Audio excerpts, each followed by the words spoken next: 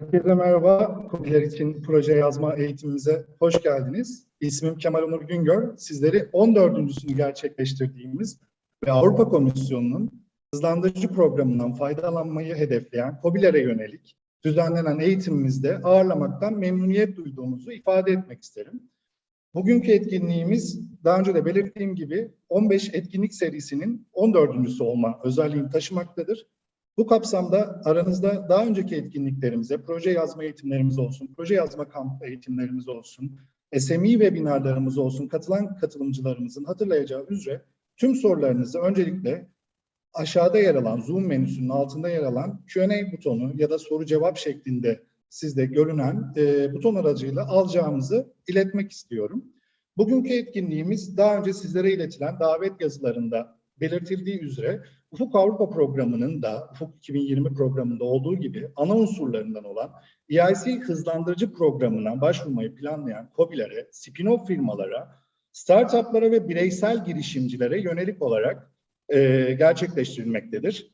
Etkinliğimiz Avrupa Birliği ve Türkiye Cumhuriyeti tarafından eş finanse edilen, yararlanıcısının TÜBİTAK, yürütücüsünün Sanayi ve Teknoloji Bakanlığı ve rekabetçi sektörler programı altında desteklenen teknik destek projesi olan Ufuk 2020'de Türkiye Faz 2 projesi altındaki KOBİ bileşenleri arasında gerçekleştirilmektedir. Sizlerin de daha önceden belki aşina olduğunuz üzere birçok etkinliğimiz bu KOBİ bileşeni altında sizlere yönelik olarak TÜBİTAK'ın ev sahipliğinde düzenlenmektedir. Bugünkü etkinliğimizden biraz bahsetmek gerekirse, bugünkü etkinliğimize 350'den fazla başvuru aldık. Öncelikle etkinliklerimize olan ve KOBİ etkinliklerimize olan gösterdiğiniz rağbet adına çok teşekkür etmek isteriz. Şu anda da katılımcıları gözlemlediğimiz kadarıyla katılım yeter sayısını fazlasıyla aştığımızı sizlere ifade etmek isterim. 120'den fazla katılımcıyı şu anda etkinlikte ağırlamaktayız. Bugünkü etkinliğimizi iki ana unsur olarak belki sizlere tanıtmak istiyorum. İlk olarak Eic hızlandırıcı programı kapsamında ilk aşama başvurusunu gerçekleştirmek için nelerin gerekli olduğunu inceleyeceğimiz etkinliğin ikinci kısmında ise bir tam başvurunun daha bileşik gereksinimlerine detaylıca değiniyor olacağız. Yine bugünkü etkinliğimize ek olarak bir başka etkinliğimizin duyurusunu yapmak gerekirse detaylarını daha sonra Ufuk Avrupa web sitesi aracılığıyla paylaşacağımız ve bu Ufuk Avrupa web sitesinin de bağlantılarını yine diğer sosyal medya hesaplarını sizlerle chat aracılığıyla aşağıda ya da sohbet olarak gördüğünüz buton aracılığıyla paylaşıyor olacağımız web sitemizde ve sosyal medya araçlarımızda mutlaka duyuracağımızı iletmek isterim. 17 Mayıs günü İstanbul'da Point Hotel Barbaros'ta bir etkinlik düzenlemeyi düşünüyoruz. Buna da yine ilgililerin daha sonra belirttiğim gibi sohbet kısmı aracılığıyla sizlerle paylaştığımız web sitemiz üzerinden etkinlik başvurularını gerçekleştirebileceğini söylemek isteriz. Bu etkinliğimizde 15 Haziran cut-off tarihine referansla tam bu başvurusunu gerçekleştirme niyetinde olan KOBİ'lerimize yönelik olacaktır. Bugünün değerli panelistlerini sizlere tanıtmak istiyorum. Öncelikle projemizin ana yararlanıcısı ve etkinliğin ev sahibi TÜBİTAK'tan Avrupa Yenilik Konseyi Ulusal İrtibat Noktası Sayın Merve Diyarkaya Hanımlar bizlerle beraberler. Projemizin teknik destek ekibinden ve daha önce yine belirttiğim KOBİ bileşeninden tam sorumlu kilit uzmanımız Philip Solden bizlerle beraberler. Yine projemizin takım lideri ve kilit uzmanı Odysseas Spiroğlu bugün bizlere yine panelist olarak eşlik etmektedirler. Projemizin uzmanlarından Grigoris Hachikostas ve Doktor Sanem Yalçıntaş hocamız da bugün bizlerle beraber etkinlikte sizlere bahsi geçen konularda eğitimi sağlıyor olacaklardır.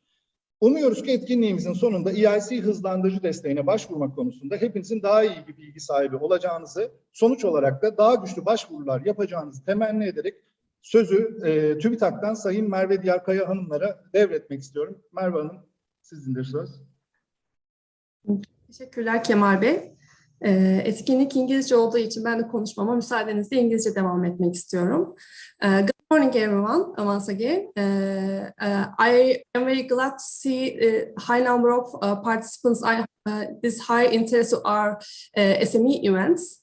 Welcome to our project writing training, which will focus on initial and full application process to Eic Accelerator program. As Kemal Bey said, I am Merve Diyarkaya. I work with Tarık Şahin and Merve Polat as a European Innovation Council national contact point in TÜBİTAK. EIC, European Innovation Council, is Europe's flagship innovation program to identify, develop, and scale up breakthrough technologies and game-changing.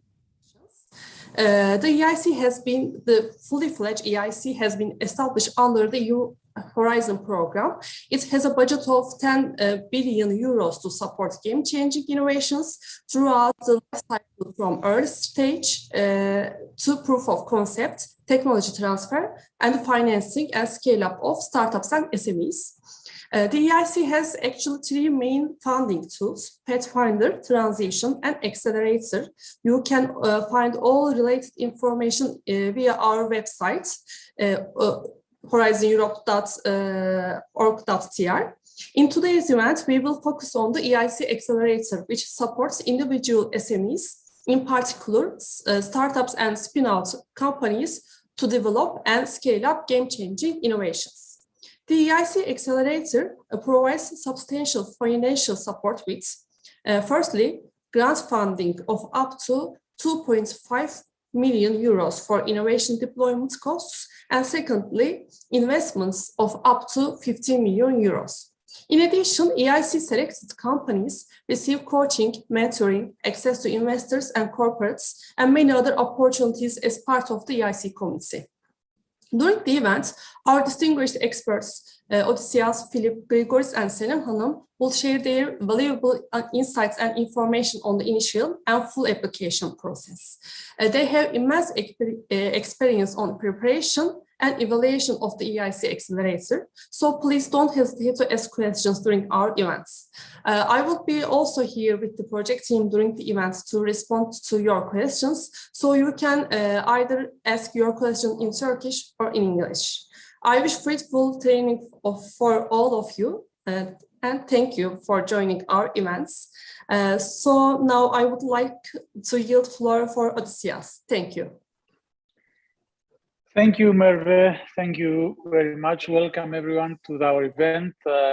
I will share my screen now so we can start the presentation. And I will try to respect the time limits so that we have enough time for questions. Okay, I hope that you can see my screen now. Yes, we can see it. Okay, so a few words about me. I am the team leader of the project. I'm responsible also for the legal, financial, and IPR issues. I've been doing this for about more than 10 years now, and I have a background in engineering, ICT, and financials. And I've been working in project management, in writing proposals, in reviewing proposals, implementing projects. So I know the whole process of this activity.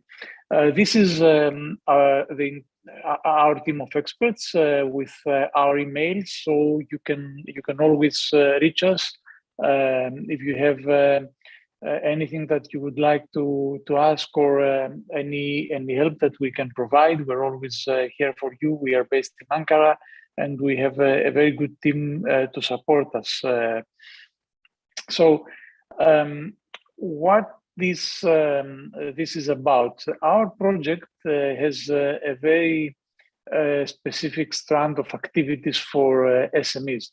So from the very beginning, we are offering webinars that give general advice for the EIC Accelerator. We offer the project writing trainings that cover the short application of the EIC Accelerator, and we have these kind of events, the project writing training events, where we examine both the short application and the full application.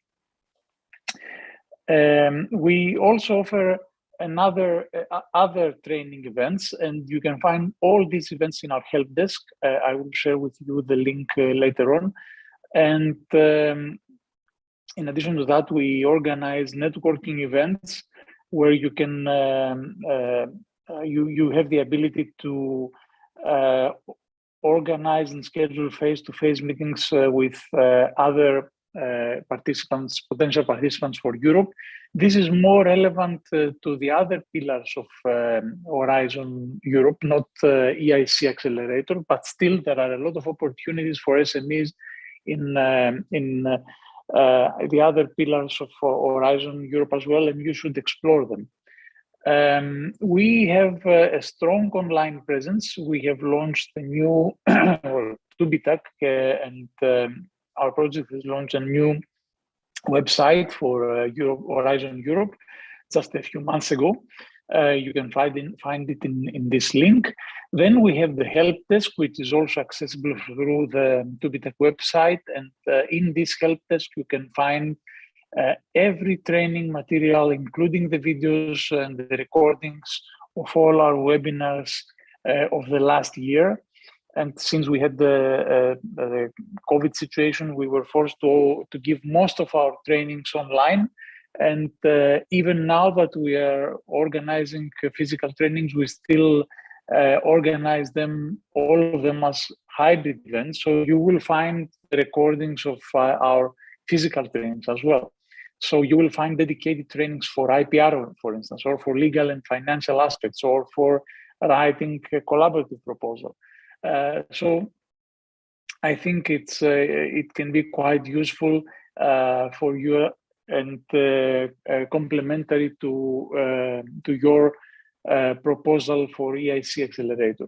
And of course, we have all our videos in our YouTube channel. Now, what we will try to cover today.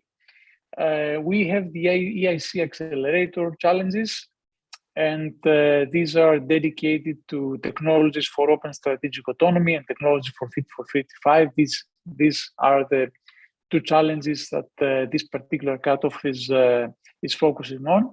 We have three cutoff dates, two cutoff dates now. The March is over. We have June 15 and October 5. And in this webinar, we will try to give you an overview of the Eic Accelerator and the work plan of 2022, some changes from the previous year, some other opportunities that you can always benefit from, and of course, dig into more details on the process of the Eic Accelerator. Some numbers from the last cutoff.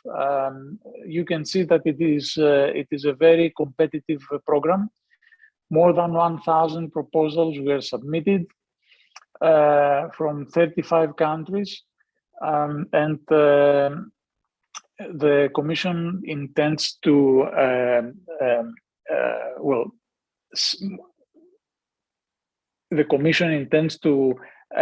award only just a few of them, and although 6.4 billion euros were requested through this budget.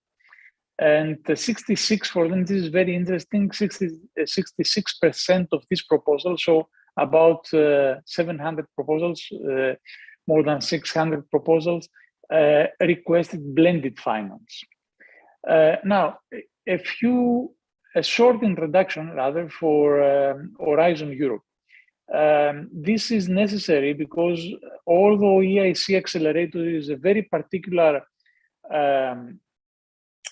theme, a very particular program within the Horizon Europe program, it still follows the general direction and tries to address the same challenges. So Horizon Europe has a certain vision of Europe, and this is to create a Europe that is sustainable, that is fair, prosperous for people on the planet, and based on European values. And this means that we need to tackle climate change. We need to help. The achievement of sustainable development goals, the goals that were defined by the United Nations, and boost the union's competitiveness and growth. I'm sure that Grigoris and the rest of the speaker will go deeper into these priorities and how this should be combined in your proposal. Now, you can see that the Commission priorities are in line with this vision of Europe. So everything falls under one direction. The Commission priorities change every 4 years, and they usually follow the strategic plan of Europe. So you can see in these Commission priorities that they follow the vision that we have. So European Green Deal. So we are talking about green transition, digital transformation, a fair economy for people, and of course, in addition to that, we have a number of more political objectives, like making Europe stronger in the world, or promoting the European way of life, the rule of law, and the European democracy. This is an overview of Horizon Europe. We have 3 pillars. We have the excellent science pillar, where we are talking about supporting science and researchers. We have pillar 2, where we try to address the societal challenges and the global challenges of today within 5 clusters. So here we have the collaborative projects, and we have pillar 3, which is dedicated to innovation. And you can see here we have the European Innovation Council, where we have the Eic Accelerator and the other programs, and we also have European Innovation Ecosystems, which is another program of under Horizon Europe, aiming to support startups and SMEs through the support of intermediaries, basically. And of course, we have European Institute of Innovation and Technology with its own calls. The key strategic orientations of Europe. This is new. It is not something that you should learn by heart, but you should remember that the proposals that you will be preparing will most probably fall under one or more of these strategic orientations. And this is more related to challenges, because challenges give you from the very beginning the problem and the challenge that you have to address. So there is the challenge there. The Commission defines this challenge, and you have to address this challenge. So these challenges fall under these key strategic orientations, and you should keep them in mind, because these strategic orientations work together with the rest of the pillars of Horizon Europe, and have their own expected outputs and their own expected impacts. So you most probably need to study them. Now, Horizon Europe also has a number of horizontal issues. These are not always relevant to every particular proposal, and the way that the new Eic Accelerator proposals are structured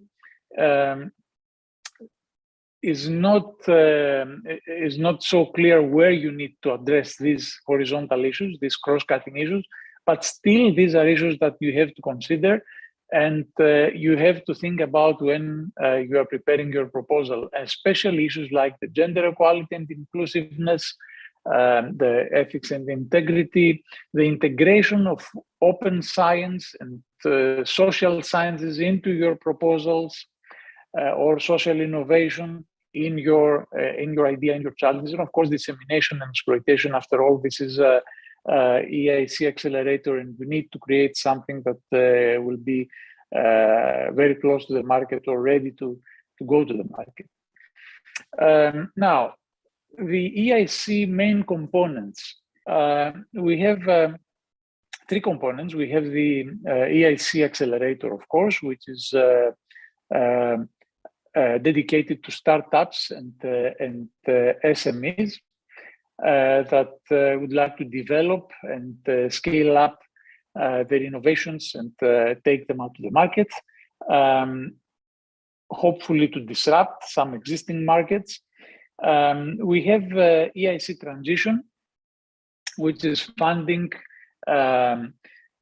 in order to turn research results into innovation. So we are talking about using what we have already researched in other projects, or in other in results coming from previous research and taking these results into the market, hopefully. And of course, we also have the EIC Pathfinder with, here we have multidisciplinary teams where we are talking about a collaborative project here, which undertake visionary research. So you most probably use the results that you already have from previous projects, and you try to create new visionary research that will lead to a technology breakthrough.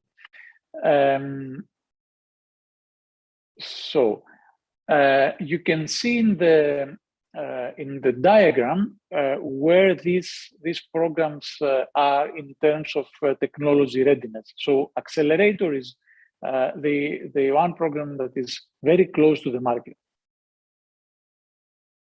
The Pathfinder Challenges.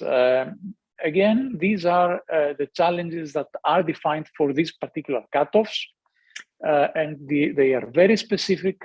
And if you are working in one of these areas, then you should consider them very seriously, and you should study them, and you should see how you can, if you can do something in them.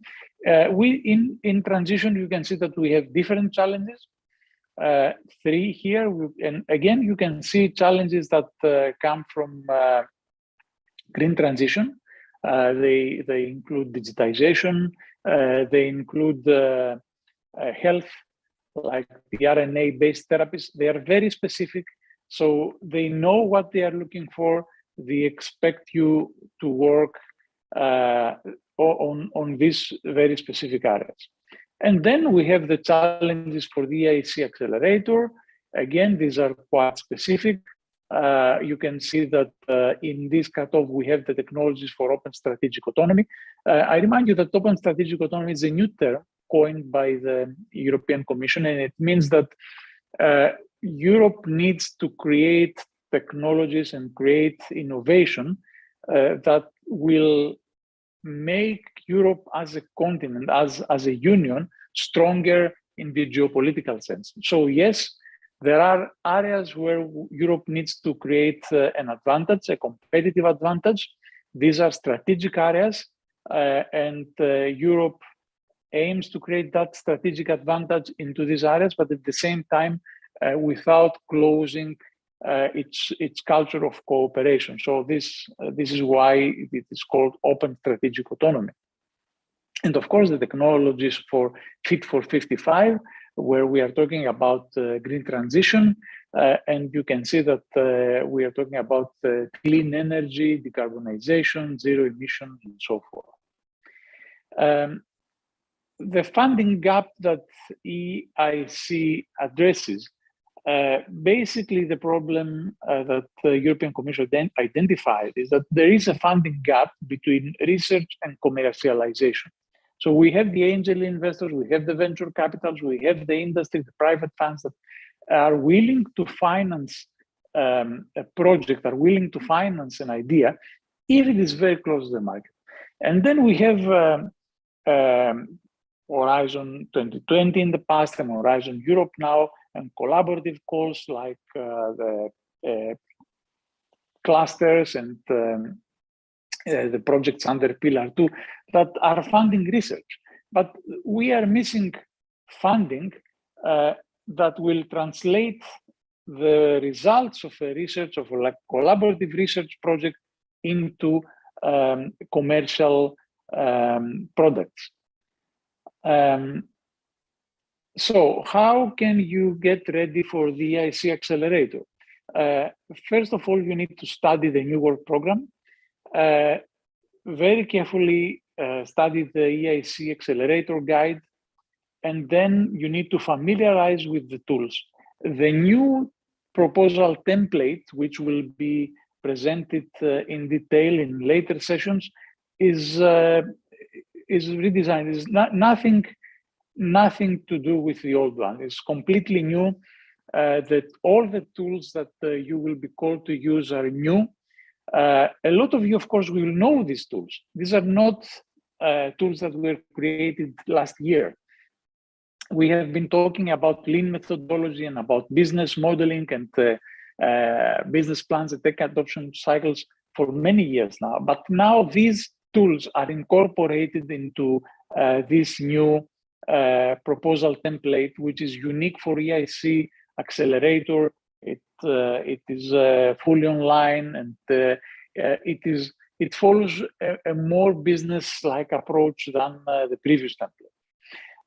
So you will start, once you understand the tools, then you can start building your proposal. You can go through the stages of the ideation, the development, the go-to-market, and you prepare your concept.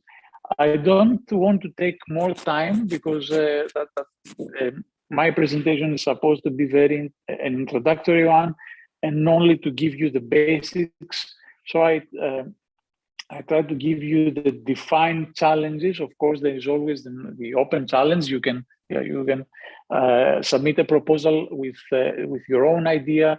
It doesn't have to be to fall under these challenges. But if you have something, if you are working something within these challenges, then by all means you should pursue it. And at the same time, I'd like you to remember that it's not just EIC Accelerator. There are other opportunities in EIC Transition, EIC Pathfinder, or in third-party calls. These are also very important for SMEs, especially for younger SMEs that do not have a lot of experience in Horizon project. These calls are always a very good opportunity for you to familiarize with European projects and submit a proposal where the process will be easier, faster. The budget, of course, will not be as promising, as big as EIC Accelerator. So usually the budget in funding from third parties does not go beyond 150,000 at the max. Usually it's closer to, I think, 7,000 euros. But in any case, these are opportunities which are there for you and you should explore them. So just to wrap it up, we will have all this presentation in our help desk. So we talked about the EU priority, the EC priorities, the EU vision, the EIC Open and the EIC challenges. And now I think it's time to give the floor to the next speakers. Of course, we can address any questions that you have now or later on.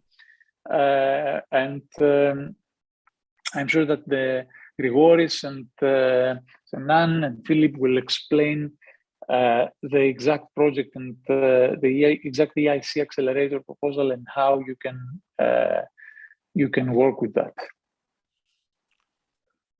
Okay, thank you, Odysseus, for your excellent introduction. I think it was exactly 20 minutes. So you know, that's marvelous. What timing! And you're Greek as well. Fantastic. Yeah, thank you for that. I don't know how I should take it. Can I take over the screen share? Yes. Okay, thank you. In terms of questions coming in, they're mainly about the technicalities of sharing the slides and the videos and the recording and everything else. They will all be shared. They'll be on our website within the next couple of days. So let me just try and organize the presentation, and I shall launch into a little bit more detail. So thank you again, Odysseus, that very broad picture on Horizon Europe. And now we'll take a closer look at those programs you mentioned, and particularly the EIC Accelerator, which is the main focus of today. I've been around forever, background in manufacturing, worked on SME programs in 35 different countries at regional, national, international level, and particularly in Turkey over the last 10 years, been the main focus of my work on the earlier program and this one. And I've been to around 150 Turkish SMEs, so I'm very aware of the issues that you face and the problems in starting and running an SME. I've done that myself. I've worked in very large and very small businesses, so I'm very familiar with it. And there are problems and issues that you share with businesses all over the world. So it's a common issue.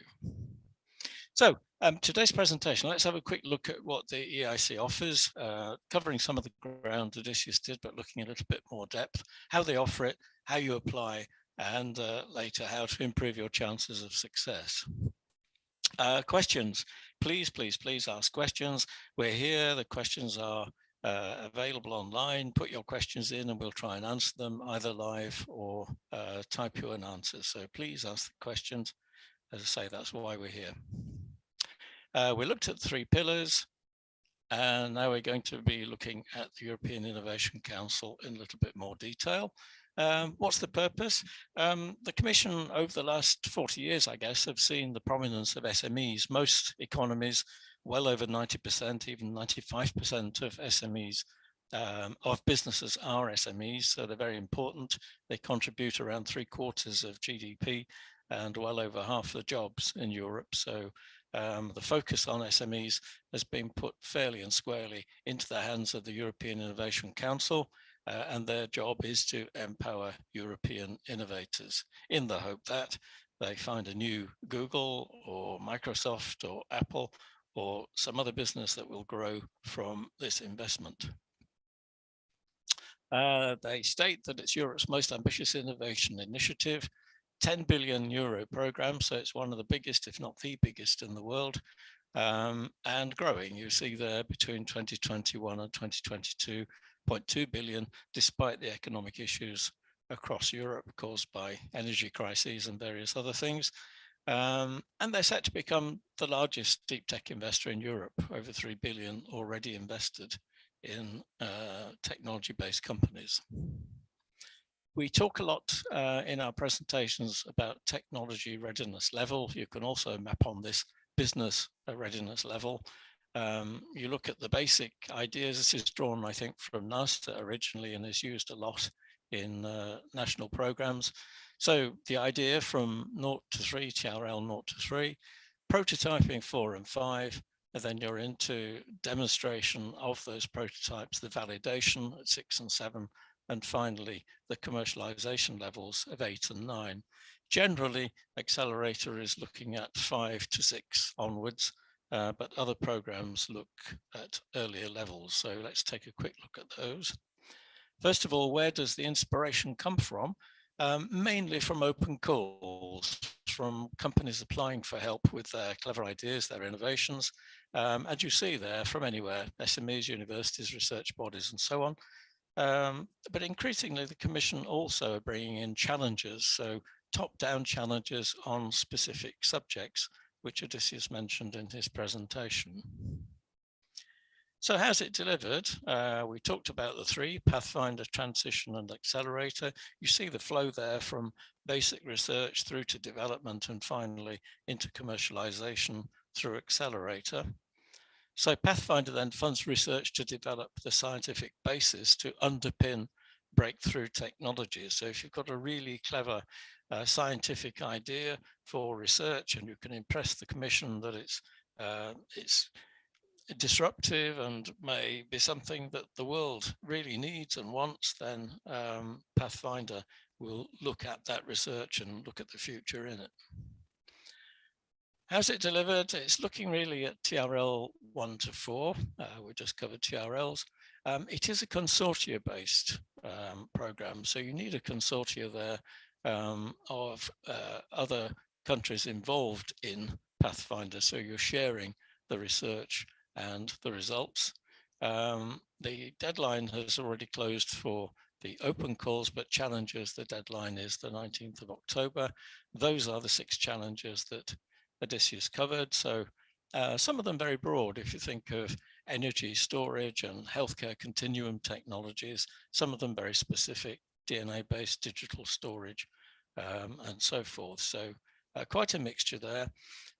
It's for you to make your project fit with those titles. You'll never get those titles to fit your project. So if you have a project that could be loosely considered under those headings, then it's worth taking a deeper look and seeing how you can meet with the criteria which are set out, as Odysseus said, in some detail in the annual work plan and in other areas of EIC material.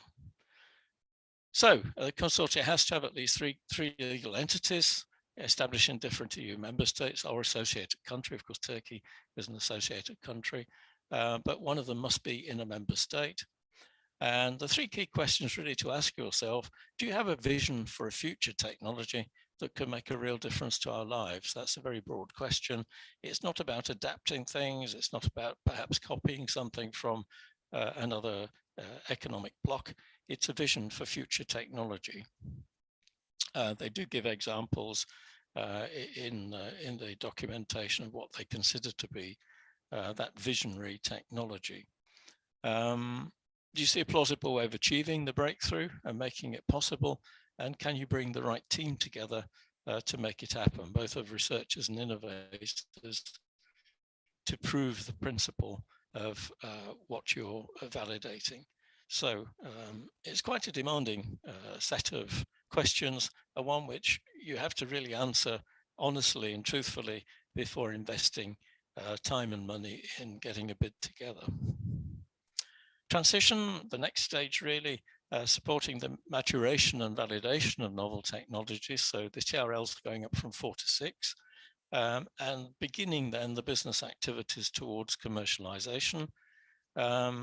Some of these are drawn from the successful outcomes of various other initial programs. You see the EIC pilot program, which preceded the present one, ERA, ERC, lots of other routes for innovative research, which can be transitioned then into something commercial. Again, for consortia and for single entities, but consortia tend to be the preference because it's spreading the research and easing the risk. Technology maturation, as it said, from proof of concept to validation, substantial grants up to 2.5 million euros.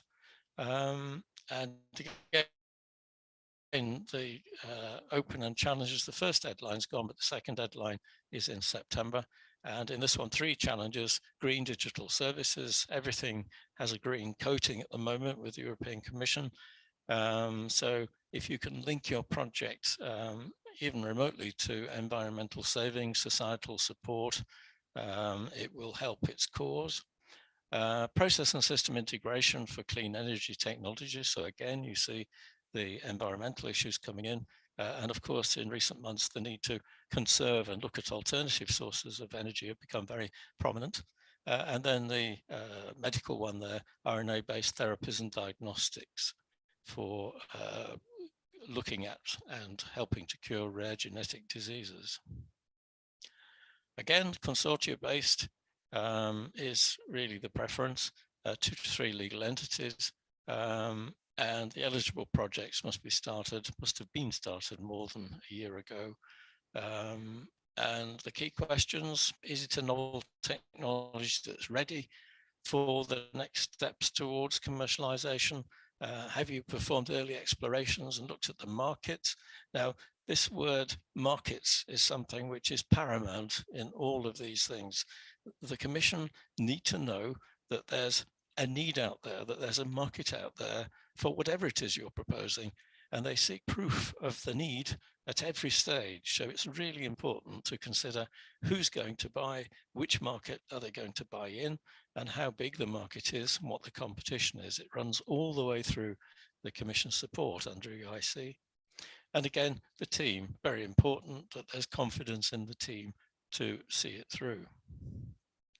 So on to Accelerator, the main focus really, supporting both startups and SMEs, seeking to scale up high impact innovations with the potential to create new markets. It's this disruptiveness they're looking for. I always quote the camera as being an example of disruptive innovation. The first cameras for perhaps 100 years had film-based cameras, nothing much happened. And then you had the incremental changes of bringing in cassette film and better film and color film. And then the step change ones where we had light metering and we had the pocket camera that you could download to your computer, but none of the camera companies saw the disruptive camera coming along, which of course is the camera in the mobile phone. Only latterly did Sony buy into the mobile phone market. So big companies though they were, international brands, nobody spotted the disruptive nature of the mobile phone. Arguably these days, they're more of a camera than a phone, but there we are. So innovations building on scientific discovery or technology breakthroughs, which they term as deep tech or deep technology, and innovations where significant funding is needed over a long time frame and are too risky for private investors. Now, the Commission are perhaps peculiar investors in that they look for risk rather than trying to avoid risk. So if you have a project where there is a risky element, perhaps you need to test out a particular material or a particular mechanical design, they love to invest in that risk if that risk will then mean that the private sector will be more interested in funding the project. So in your work packages, to have a work package which looks at and overcomes a particular risk before moving into further development is something that they like to see. So be honest about the risks and be honest about how the risks can be mitigated, and you may find they're more receptive to funding.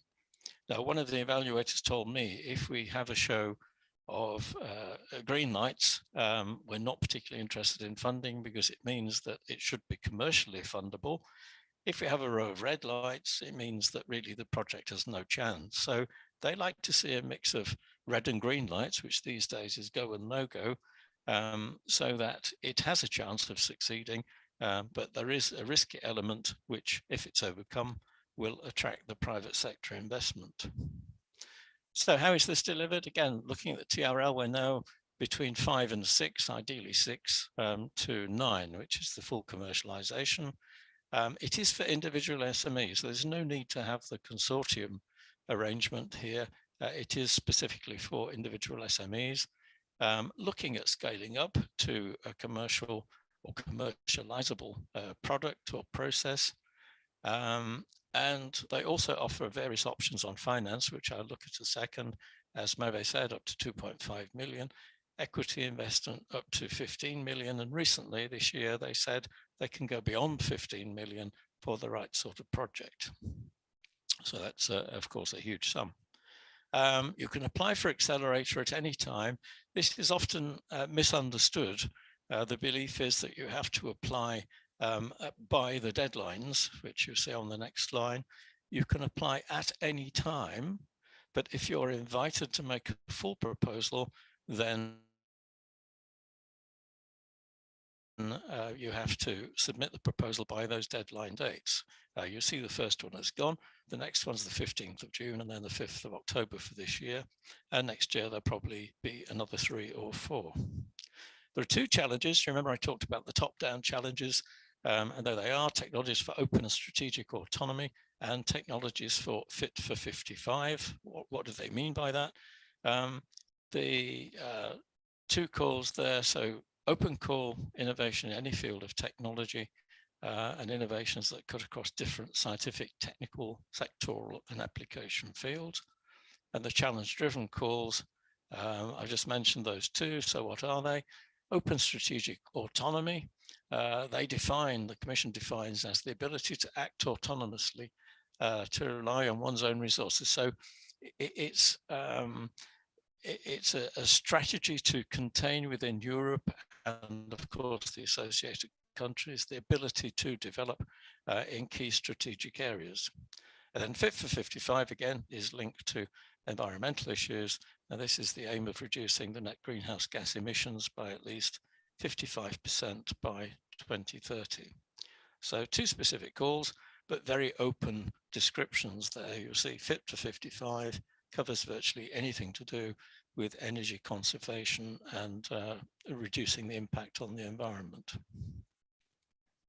So can you apply? It's there for single companies. Also, it applies to startups. People often say, well, if I'm a startup, how can I show that I have the team to actually see this through? Well, of course, in the bid that you make, you can actually say which team members you need to recruit as part of that project. Don't be put off by figures that show a very small percentage get through to final funding. It's down to your individual idea, your innovation, and how you impress the European Commission with your bid. It's done on an individual basis. It's not done on any form of comparison, so everybody stands the same chance. So single startups are there, small and medium enterprises, again, this is European terminology, up to 250 employees, which, as I said earlier, covers probably 95% or more of businesses in most economies. The 50 million euro turnover looks crazy, but really this is where you may be running a fully automated steelworks with 100 million turnover, but perhaps only 50 or 60 employees. So that's why it's there. And you also see this term small mid-cap, which companies up to 500 employees, they can apply, but only if they're seeking investment support. They can't have the grant support that smaller companies have, but the Commission will help to link them with investors if they wish. So why should we apply? It helps you to scale up your innovation and gives you the potential to create new markets or disrupt existing ones. You're building on perhaps your scientific discovery. A lot of SMEs I see in Turkey are science or technology based, perhaps spin outs from universities or developments from universities, and it's helping to take that idea through to a commercializable product or process. And perhaps you need significant funding over a long or short time frame. The Commission are quite willing to look at the long-term investment, which they term as patient capital, perhaps up to around 7 years or so. So they will make long-term investment.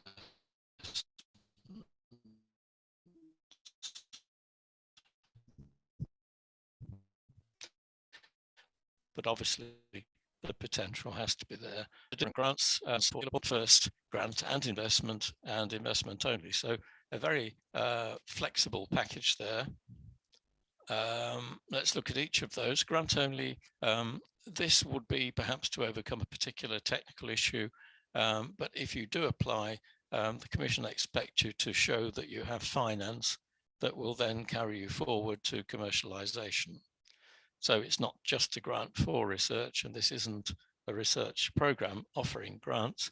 It's a grant to overcome perhaps an element of risk, as I mentioned earlier, that then takes you forward to a commercial future. Grant first, you can ask for a grant before you then look for investment finance from the Commission. It's where your innovation still needs quite a bit of work before it is able to demonstrate it can go through to commercial product. So it's a grant linked with investment. The most popular one, grant and investment. So you need support, as I mentioned, to get over a particular risk, but then you also need investment to scale up and take it through to commercial success. And finally, investment only. If you're looking for investment, you have problems finding investors, the Commission will help you to find those investors. So 4 types, very flexible, and it's up to you which you apply for. How much? We've already mentioned 2.5 million with eligible costs reimbursed up to 70%. They expect the completion to be within 24 months ideally, but it can go on, as I said, longer for patient capital.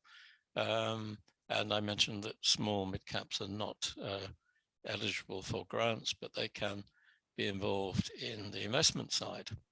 The investment, minimum 500,000, and the sky's the limit really. 15 million was the old limit, but now they're willing to look beyond that for a really promising commercial idea.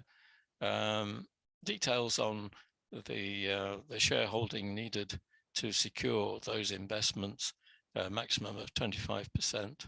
And I also mentioned the patient capital of 7 to 10 years perspective. Unusual though it is, usually the support is over a shorter period. How do you apply? It's a 5-stage process.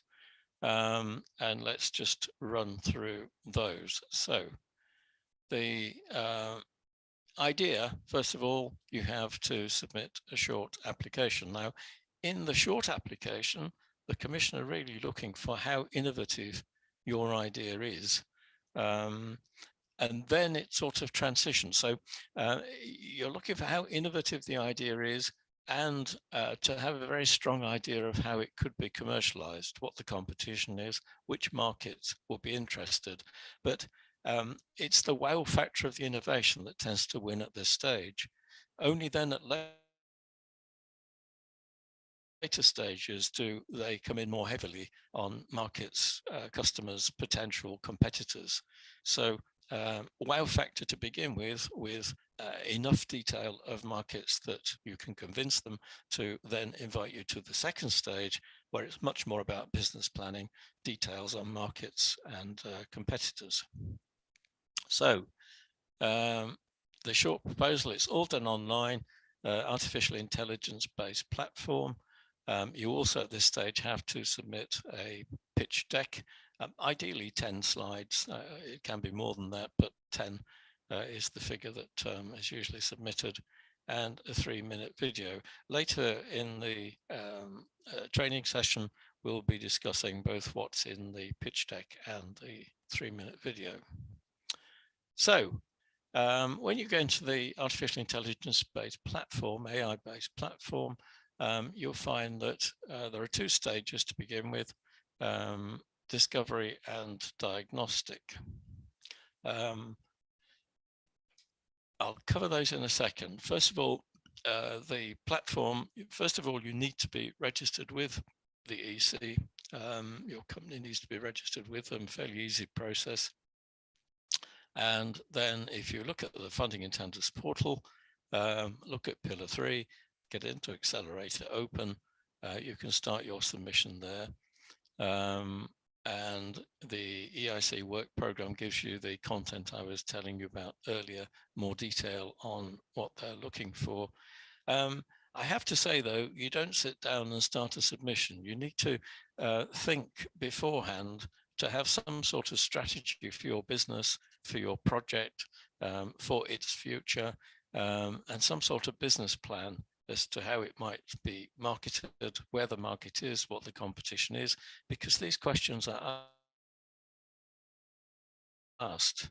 And although you can go back and fill in the detail, you need to have a clear vision, really, of where you're taking your product, your idea. I say to people, sit on the other side of the desk and ask yourself the obvious questions. If you have a queue of people outside seeking grant, what sort of questions would you ask them before you handed over the cash? It would be, so how good is this idea? Who's going to buy it? What's the competition? How am I going to market it? They're the obvious questions, which of course are threaded through the whole of this process. So the discovery then, the first stage, this asks details about you and your project, your product, process, and it identifies alternative funding sources. So there may be in your own country some national resources, there may be other European Commission sources, there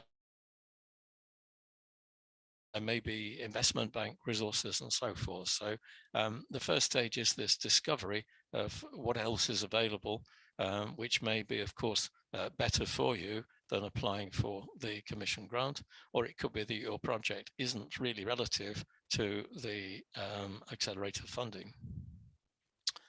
So it's based on details you enter. Now I've underlined keywords there because these are very important. The keywords that you put in will be the keywords ultimately that will be used to identify the right sort of evaluator for your project. So it's very important that you get those keywords right.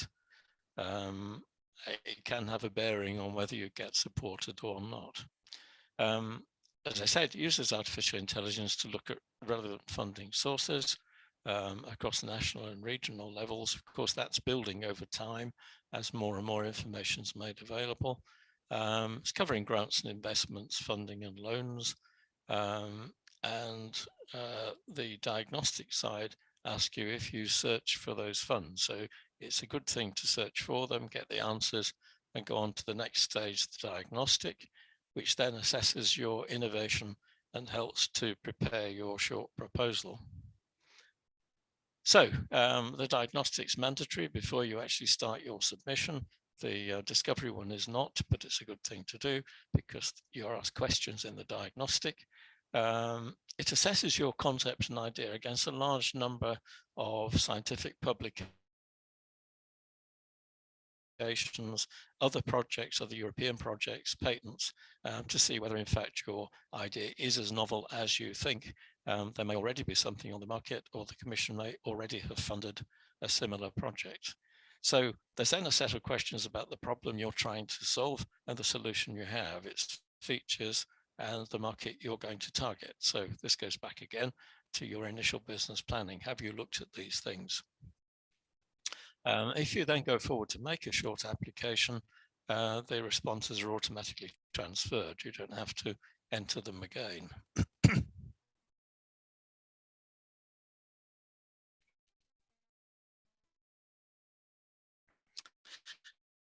So these are the questions that they're asking, like acronyms. So giving the proposal a catchy acronym is good. Describing the solution, you see, it's limited to 1,000 characters, so it has to be a very concise description of the solution. Describing the problem to be solved, what is the need? It's this need that I mentioned earlier. Is there a problem there? What's needed to resolve it? Who needs that solution? Who will buy into your idea? So questions on why, technology or idea based. Is it functional? Is it a use? What are the additional features? And what are the main deliverables you expect from the project? They ask about TRL, be honest about TRL, because they're obviously very well versed in assessing the TRL. And they're looking to then take you from, say, TRL level 6 to level 9, the commercializable project. But do you expect to reach that with this project? If, of course, it's a grant-only project, you're perhaps going on to the next TRL level. So it relates back to the sort of grant you're looking for. Diagnostics, who are the customers? What's the sector? Who's your team? By winning team, they're looking for a balance. So not just scientists and engineers, but people with commercial and marketing knowledge who will help to commercialize your product.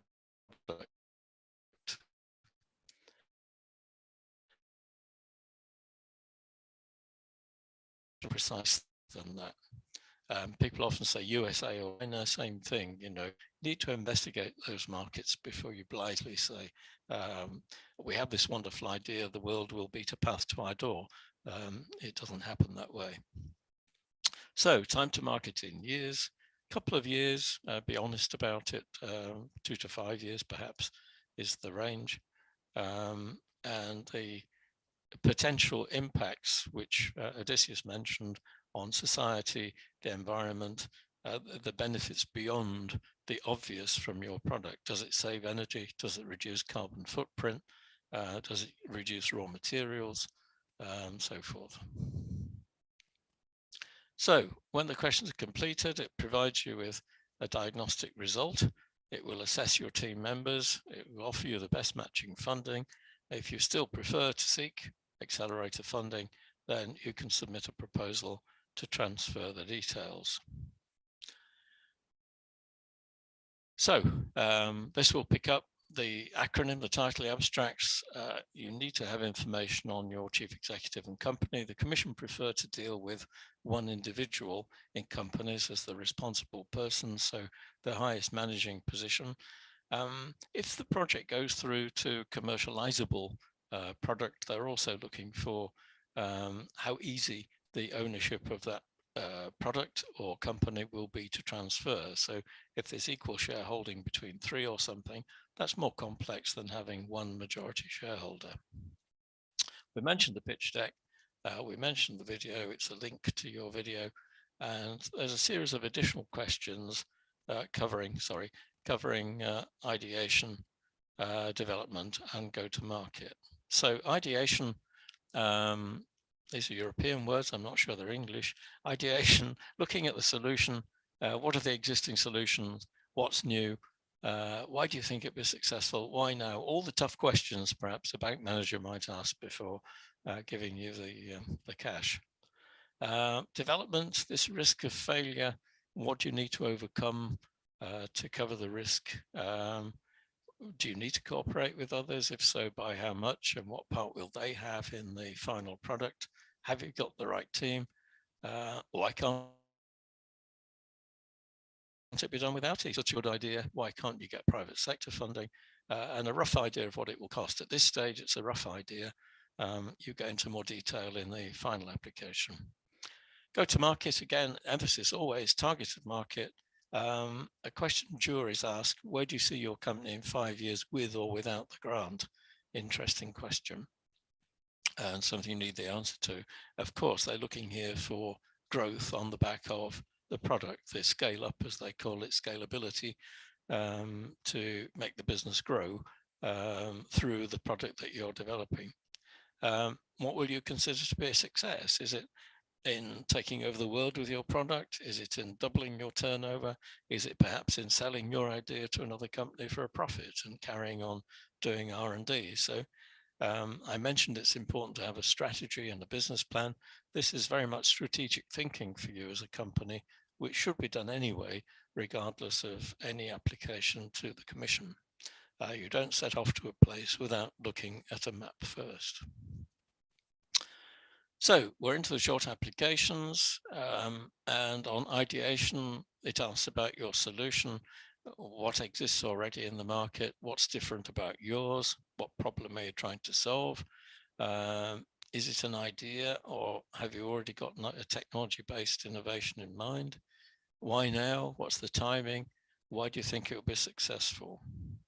Some key questions there that shouldn't be answered glibly, they should be thought about. And answered as fully as possible within the limits of the characters allowed. So the team, do you have the right team? Do you need to cooperate with others? The risks of failure, always the risks of failure. And why do you need the EC support?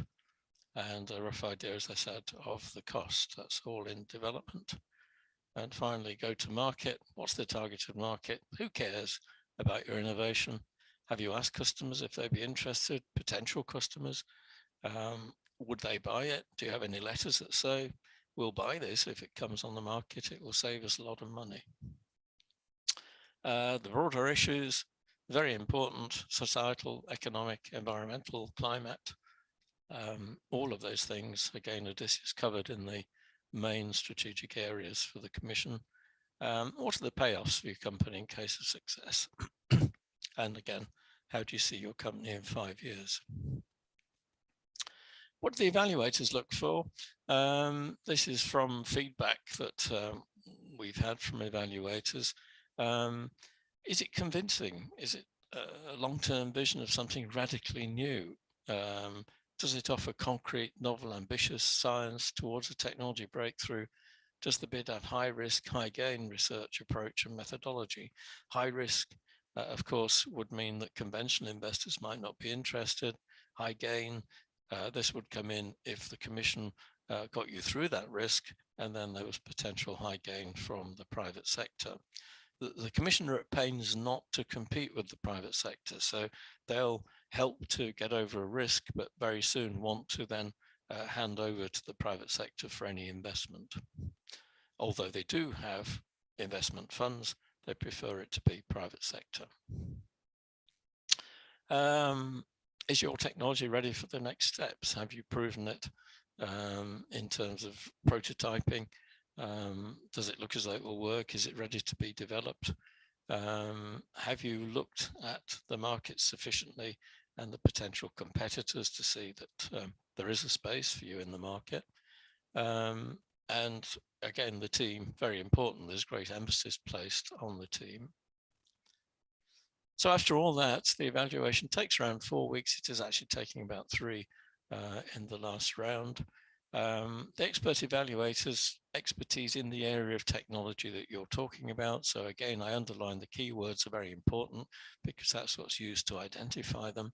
They look at the innovative nature, the disruptive potential, and the likely impact.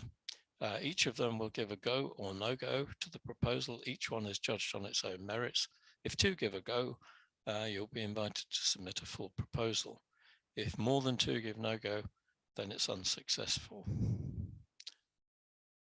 The evaluator feedback and top reasons for no go: a lack of understanding of the market and the competition, the quality and composition of the team, the business model, and so forth. Interesting top reasons for go. Then you see for no go, it's not understanding the market, but for go, it's the novelty. This is the point I was making. The wow factor, the novelty, is one of the main reasons for go at this stage, but underpinned by a knowledge of the market, a convincing knowledge of where the product will fit in the market, and the composition of the team, which will be there to carry it through. The team becomes more important as you go through the second stage, and certainly the jury interview. So if you're successful, you then get support from the commission in terms of 3 days of coaching to develop a business strategy and a plan, which I suggest should be based on one you've done already. And you have to submit a full proposal within 12 months of the date of your first application. So that normally is around, if you time it properly, 2 of the cutoff deadlines. If you're rejected, you can resubmit an application at any time. And a new thing this year is that there's you can put rebuttal comments in. Now, this isn't to say the evaluator didn't know what he was talking about. This is to put more information into your submission where there has been criticism from the evaluators. Perhaps they've not fully understood or had full comprehension of what you're doing, or indeed it could be that you haven't done enough work on the market and the customer base. So there is a process now for commenting back, and evaluators of second bids must take those comments into account. If it's rejected a second time, I'm afraid it's back to square one. You can't submit another application. And of course, the suggestion is that the application has been significantly improved, otherwise it would be rejected again. If accepted, then you're preparing a business plan. You've got help to do that using the artificial intelligence tool and coaching, and you submit a full proposal, and Grigoris will tell us about some of the things to look for and the things to do with that full proposal. There are a couple of other applications. A fast track scheme that is really based on earlier project work and will allow the project to skip to stage 2, the full application. But again, I would think it would need quite a lot of work to take it from a research outcome to a commercial bid. And there's also a pilot initiative which was launched last year, where at national level, the projects can be considered and can skip into stage 2 again. I'm not quite sure where Turkey sits with that scheme at the moment. Bearing in mind this year, much more emphasis on women innovators. So it's seen as important to have this gender balance. The Commission are looking for women-led companies in senior positions, and they're also running various supporting measures such as the Gender and Diversity Index, and there's also awards for women innovators. So very important to have the gender balance in bids. You can score additional points by having that. Odysseus mentioned the most recent cutoff. This was from last year, which gave you the outcome. So from 5,000 short applications, 144 were selected for funding.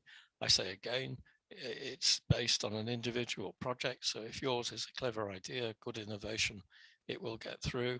so don't be worried about the percentage thing.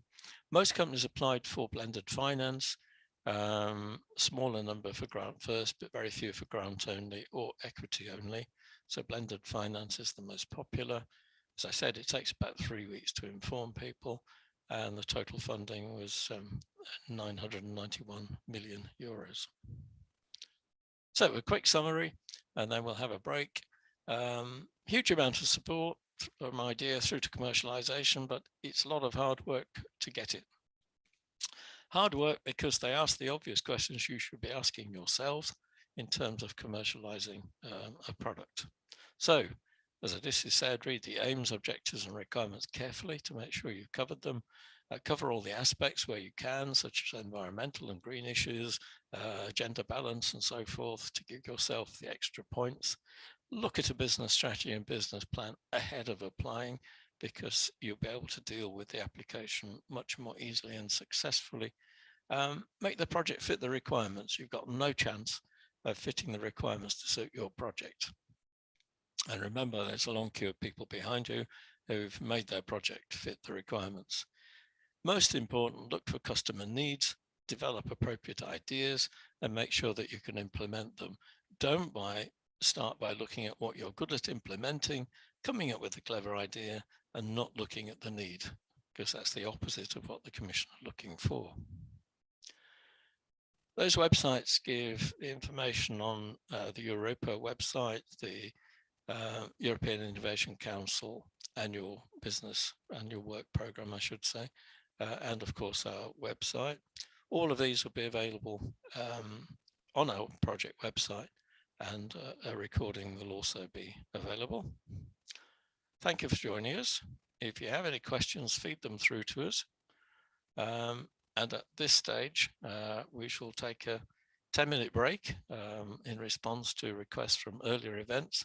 And we'll get back to you soon, looking at the second stage, the full application, and what you can do to further your chances of success. Thank you.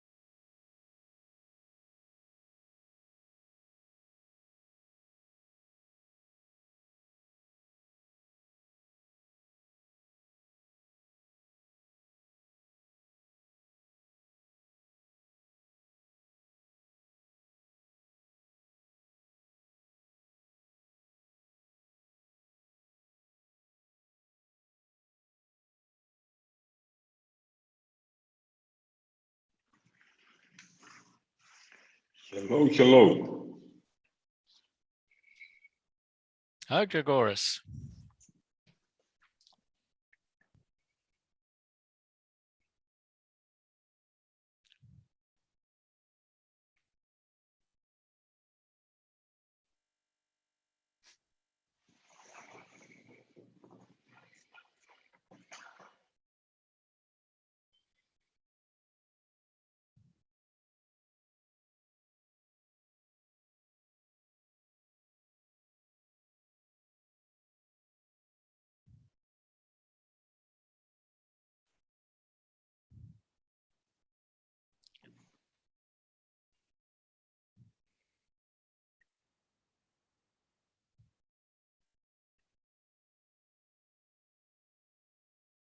Okay, I think we're ready to start again. So hand over to my esteemed colleague, Grigoris, who will talk about the next stage. Thank you very much, Philip. Thank you. Let me share my screen first. Okay, here we go. Hopefully. So while we're waiting for the screen to upload, let me give you a brief introduction about myself. My name is Grigoris Hadjikostas. I have been a usual suspect in this project in the sense that I have participated in quite a few trainings together with Philip, but also with Odysseus and Alexander. We have been working together with Philip from the very beginning of the Eic Accelerator program together in trying to understand it and trying to gather all the information for you. And now we need to talk a little bit about the second stage topic. As Philip mentioned before, this is an 150 questions coming from the so-called AI platform. And now we name everything AI these days, apart from green, Philip. This is the other buzzword of the zeitgeist. The case is that we looked at it, and technically the way it works is that you get different questions for different types of calls, for different kinds of companies. It becomes a little bit challenging to be able to answer to all these questions. So most likely you will not find answers to the 150 questions in this stage. What you will find though is what we call the common denominators, what we call the key aspects which are related into writing winning content. And these key aspects are more or less cross-cutting, regardless of your sector, regardless of your particular technology, regardless if you go for the open arena or if you go for the targeted calls and so on. So what we're going to present here are the basic principles of winning content. Our aim is to keep the presentation around 40 minutes. If I'm correct, Philip, please correct me if I'm wrong. That's correct. So I will do my best to keep it short and to give some time for questions and answers, hopefully. So what is more important when we're trying to deliver the full proposal is to position ourselves properly according to the European Commission expectations. And a lot stems from what Odysseus described in the beginning about the strategic targets and about what Commission expects from programs like that. But let us now zoom in into the Eic Accelerator, into the program which is related to the startups, the single ones, the ones that are going to launch products in the international market. So one thing that is very important to remember is that the majority, the vast majority of projects that have been selected in the past, and I think that in the last round this has become the rule. Sorry, this is going automatically, so I will try to. Okay, let's hope it will keep stable. Is the high-tech technologies, what we call deep tech. So just to give you a few ideas, the majority of the private investors are very much eager to invest in the next payment application, in the next fintech application, which is related to finding the best options for your insurance or for your car. Yet it is not ready to invest into technologies that take more time to mature, but at the same time, they create bigger barriers to entry and they have bigger, what we call knowledge spillovers. This is the gap that they are trying to solve. The point is that the private venture capital, particularly in Europe, turns out not to be very patient. It expects quick exits or passing the torch quickly to next stage investors, while these deep tech investments need effectively more time to mature. They need more time to develop the products, they need more time to launch the product in the market, and they also carry a higher risk, exactly because of a certain set of technical uncertainties that exist into their product development. Yet, this is the focus.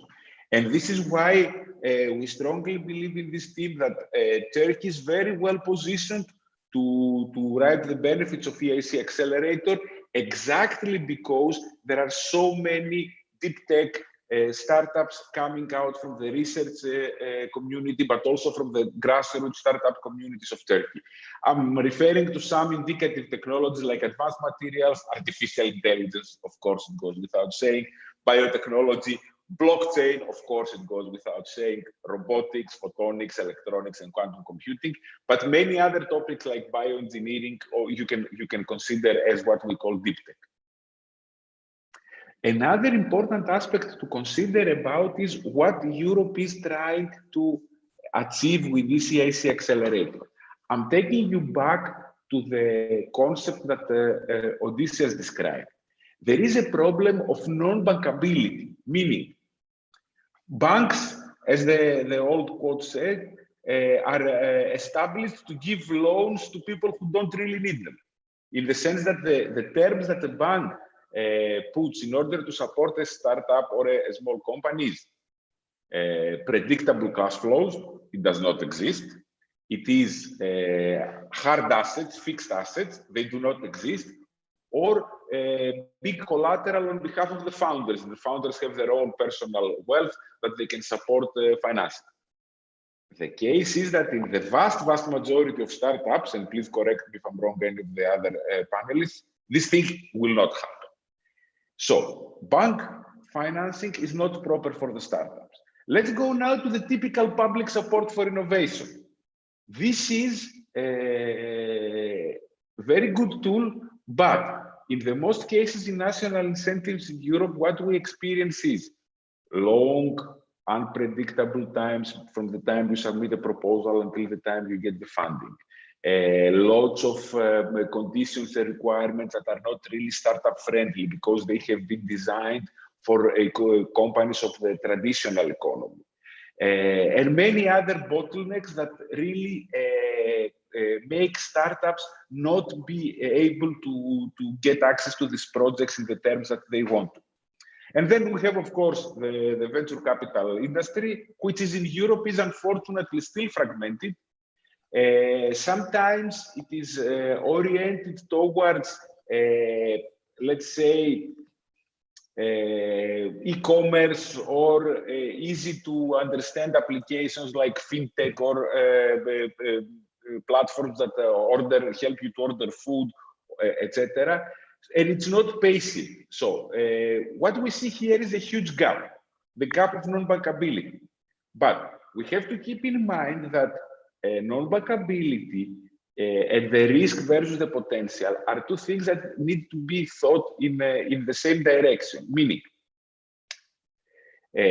yes, it is right. Philip mentioned it clearly before. This particular call, Eic Accelerator, is looking for risky investments. It's looking for risky investments, but not because it likes risk and adrenaline, because it turns out that the research, the background information shows that risky, technological risk investments are the ones who are carrying the biggest potential.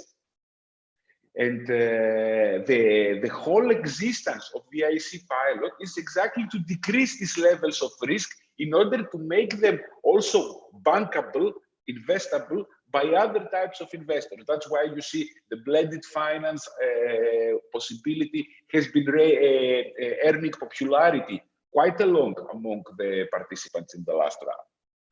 But let's look a little bit what makes a project non-bankable, and this is also what makes a project non-eligible or eligible. There are cases where the project is non-bankable because of a lack of attractiveness from a business perspective. Is this a good match for Eic Accelerator? The answer is no. There are cases where the projects are unbankable because the present shareholding structure might be a constraint, meaning the way that the shares are divided among owners and other people. Is this such a non-bankable project? Is this EIC material? Again, the answer is no. And then we have cases where the business is attractive, the business case is attractive, the shareholding structure is proper. However, still the project cannot find its way to financing sources. This is what we call a systematic risk capital market gap. And this is exactly where the Eic Accelerator aims to focus. Let's try to cover this with examples now. Let me say, this is one of my favorite slides because it is actually refers to one of the company of one of my best friends. So, my best friend, his name is Manolis. We have been together in high school. We sit together still quite often, and our families are tight these days. He's running a company for industrial automation. He's in the sorry, again, we have the same problem. He's in the forefront of technology, meaning his company is providing high-end solutions by international reputable vendors like Siemens, Mitsubishi, Fanuc, and Schneider. He's full into high-tech and he's providing services that his customers love, and he's offering hands-on solutions for them. So he's bringing innovation, real innovation to the market, and his company has helped digitalize many companies of traditional sectors in Greece. Yet, his company has a small size, it will remain such, it will be a 10, 12 people company. It will always make him and his partners, his business partners, afloat. They will survive, they will have enough budget for themselves. However, they will never scale up globally. They will never reach outside markets. They do not own any proprietary technology. So the question is this company investable from the perspective of Eic Accelerator? Is this a company that would be selected? The answer is no. Let's go now to look at one of the companies that have been selected in the past. This is an Israeli company that applies robotic and AI, robotic technologies and AI in order to fight the problem of mosquito-borne diseases. What do we learn about this company? First of all, it already has patents. Second, it addresses a global problem. Third, not only it addresses a global problem, but it is also addressing a problem that can scale up. It has a technology that can scale up. You guessed right. This was one of the companies that had been selected for funding into the accelerator. Moving now from that, let's go to another possibility. This is an example of a shareholding structure that creates challenges. But this might also tell you a story of a typical startup, particularly in the southern part of Europe. For example, you have the CEOs and you have the CTOs. You have some researchers, who, the CEO and the CTO, by the way, are the ones who are carrying the company on their shoulders. You have some researchers that have participated in the development of the concept, the underlying technological concept, and they are supporting the company mentally, but because they are still in the academia, they have day-to-day duties like teaching, like preparing papers, like preparing reports for their professor. So practically, they have a stake in the company, but they cannot be actively involved. And of course, there is the professor who has established the research team, who has been guiding and monitoring and mentoring the team at the initial stages of the proposal, and he also has a percent. Then, in the beginning, the founders, they needed to hire a software engineer who was a freelancer. They could not pay him in money because it was not possible. So they paid him in equity. So he also has another 10%. And then you have the uncle of one of the founders who gave his premises, his building to the company to establish their lab for the first 2 years. And he accepted to get a small part of equity instead of rent, mainly because he wanted to help his nephew do something in business. And now we are looking from it from the perspective of investors, but also from the perspective of the Eic Accelerator. Is this company investable? Again, the answer is no. Why? For a very simple reason. In this setup, people who are not actively involved in the day-to-day running of the company, who are not working in the company on a daily basis, they have a majority of the stakes. This practically means that the company is non-manageable, yet so also non-investable. Let us now look at the shareholder structure of ideal technology company. So here, what we see as an ideal technology company, we expect that the founders who are running the day-to-day of the company, who live and breathe for the company, will have a range of equity between 30 and 60%. There will be another 40% that will be, excuse me, again, I have a problem with that. There will be another 40% that will be delivered in partners, in people who are working in the company, and they have the CTO, for example, or some vice presidents, or any other key initial employees on the shoulders of which the company will be built. And then you need to keep aside another 20% for what we call as an initial option pool. What an option pool means? Option pool means a pool of equity that you provide to the people who will come to the company afterwards. And why you need it? Why this option pool is so important? The option pool is extremely important because it incentivizes the future hires.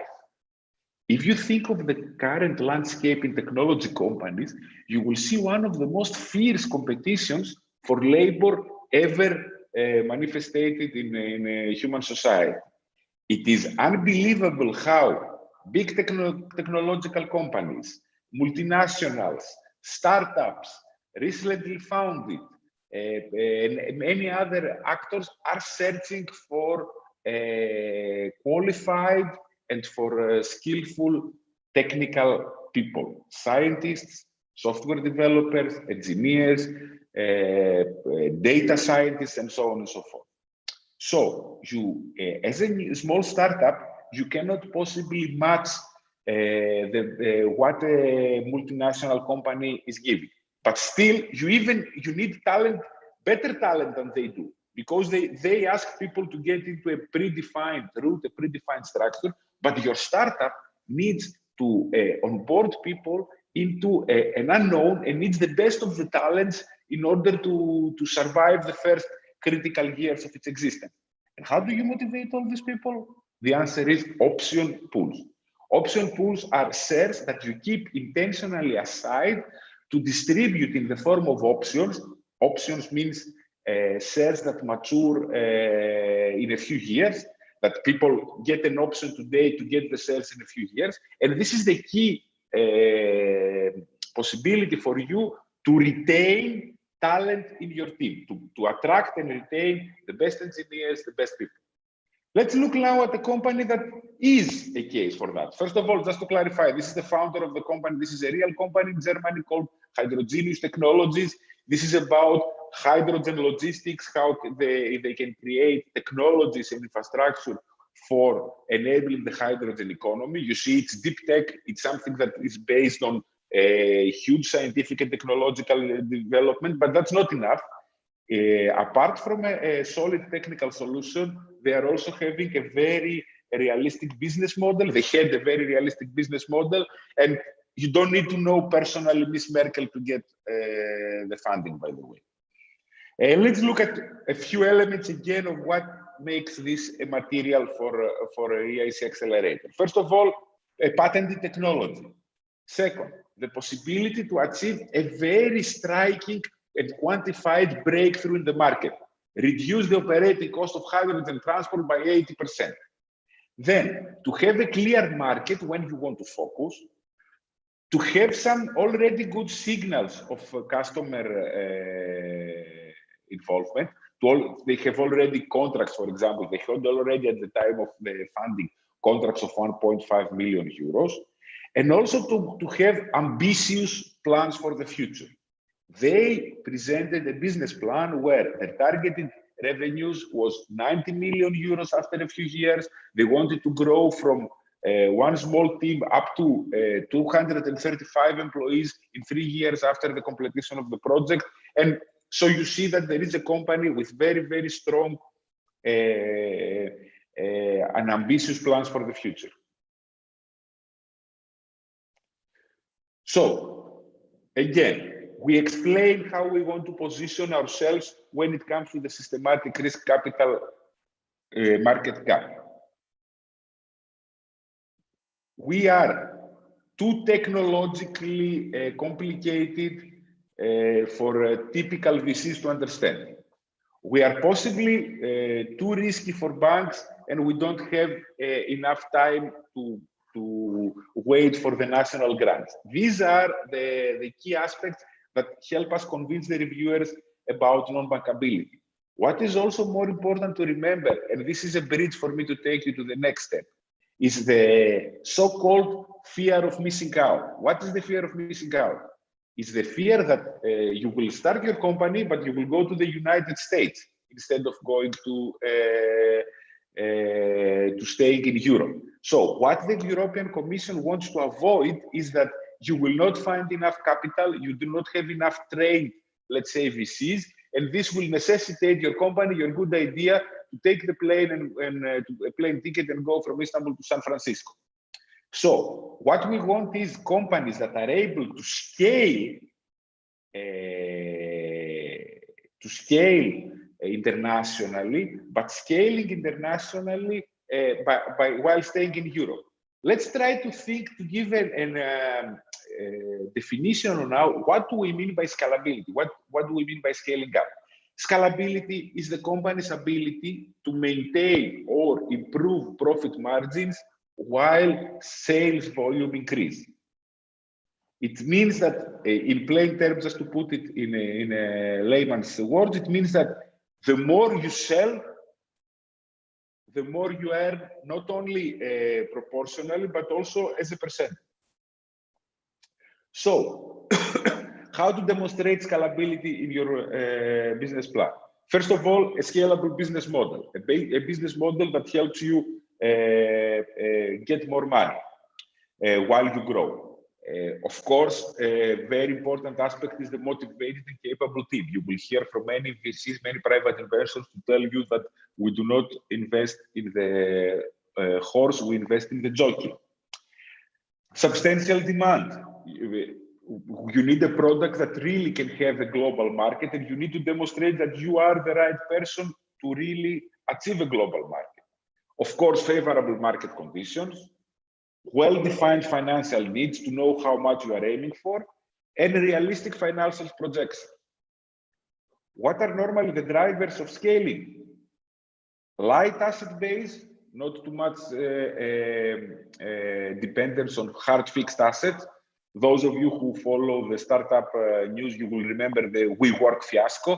That was a company that the asset base was actually brick and mortar establishment. This created all this hole and gap. Of course, automated processes. This is important. This is why AI and robotics are key to this aspect. It is a low-cost labor.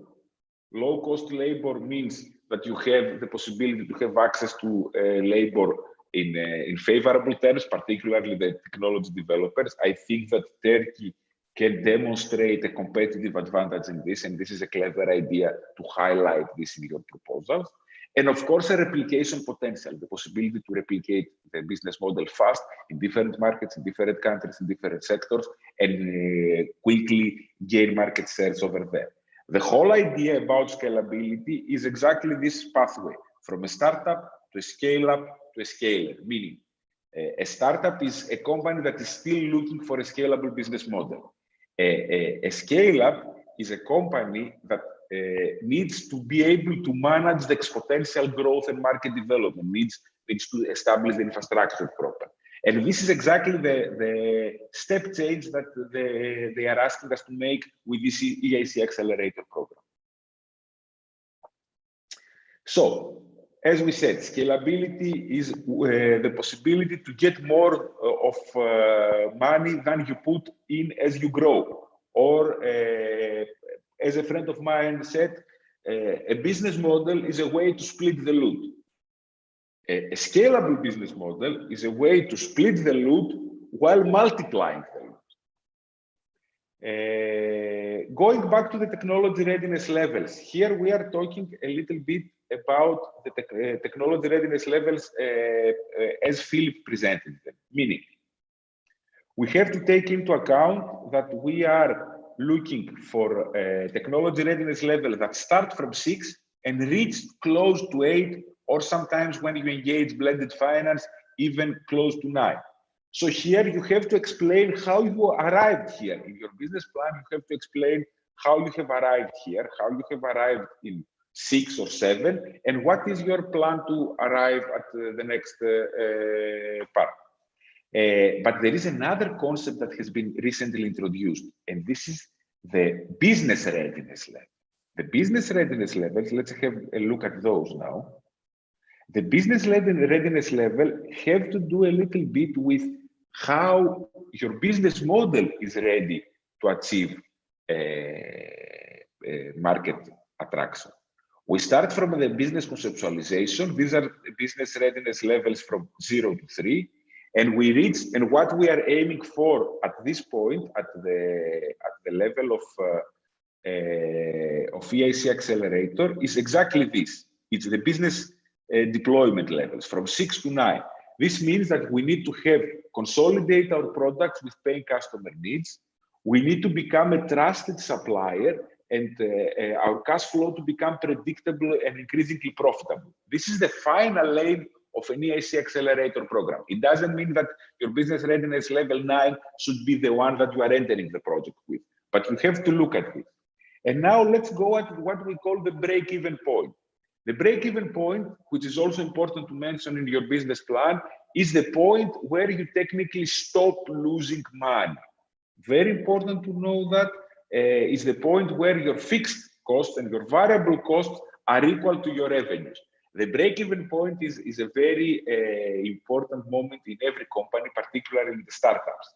This is because the break-even is the point where normally you can start thinking of yourself as a scale-up. You can start thinking of yourself as a company who is able to prove that it's making more than you put in. Let's go a little bit now to discuss about the market, because as we have seen, the favorable market conditions are a sine qua non condition for the funding.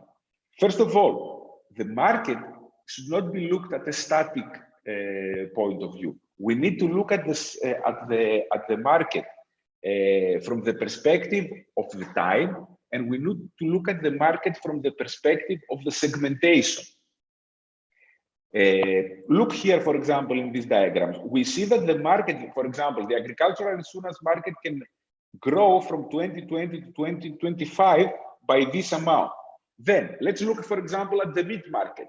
The meat market per se as a whole will have a cumulative annual growth rate at around 3%. It's not really important. But then if we focus in the segments, we see that, for example, the cultured meat, the artificial meat market will grow in the next 15 years by 41%. This is huge for the food sector. While the conventional meat will actually fall in terms of growth, in terms of volume. These are important aspects that you need to take into account when you are presenting your case.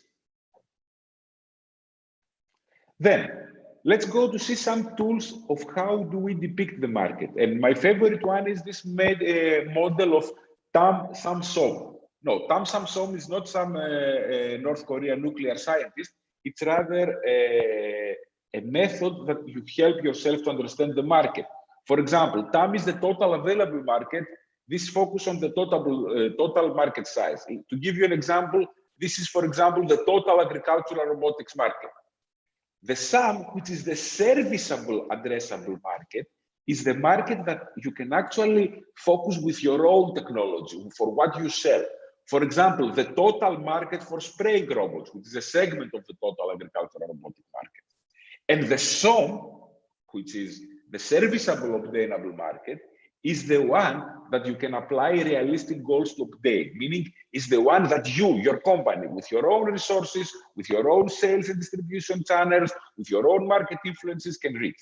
As you understand, this is the smaller of the three, but this is a very good framework analysis that investors and the reviewers of the Eic Accelerator, which are mostly indeed coming from the investment and the business community, would like to see from you.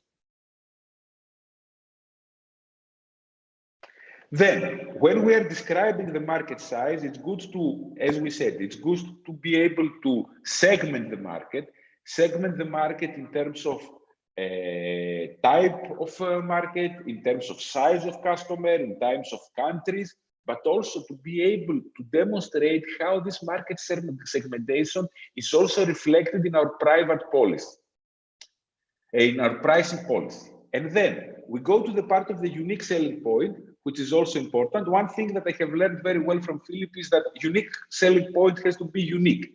It has to be something that differentiates us from the others.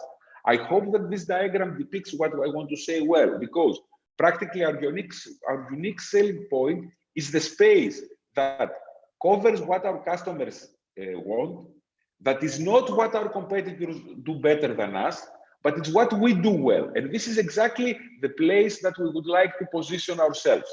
The unique selling point of Toyota is different from the unique selling point of Mercedes for obvious reasons. The unique selling point of Toyota is affordability, reliability, etc. The unique selling point of Mercedes is quality, prestige, and so on. So you understand that different companies can be extremely profitable and extremely popular by applying totally different positioning. But the important thing is to find the positioning based on these three elements. What you do very well, what are the gaps in the market because the competitors don't do it so well, and what the customers want, of course, which is the basic aspect. Again, the Green Deal is a mantra that together with AI, we would need to repeat in the upcoming years in Europe.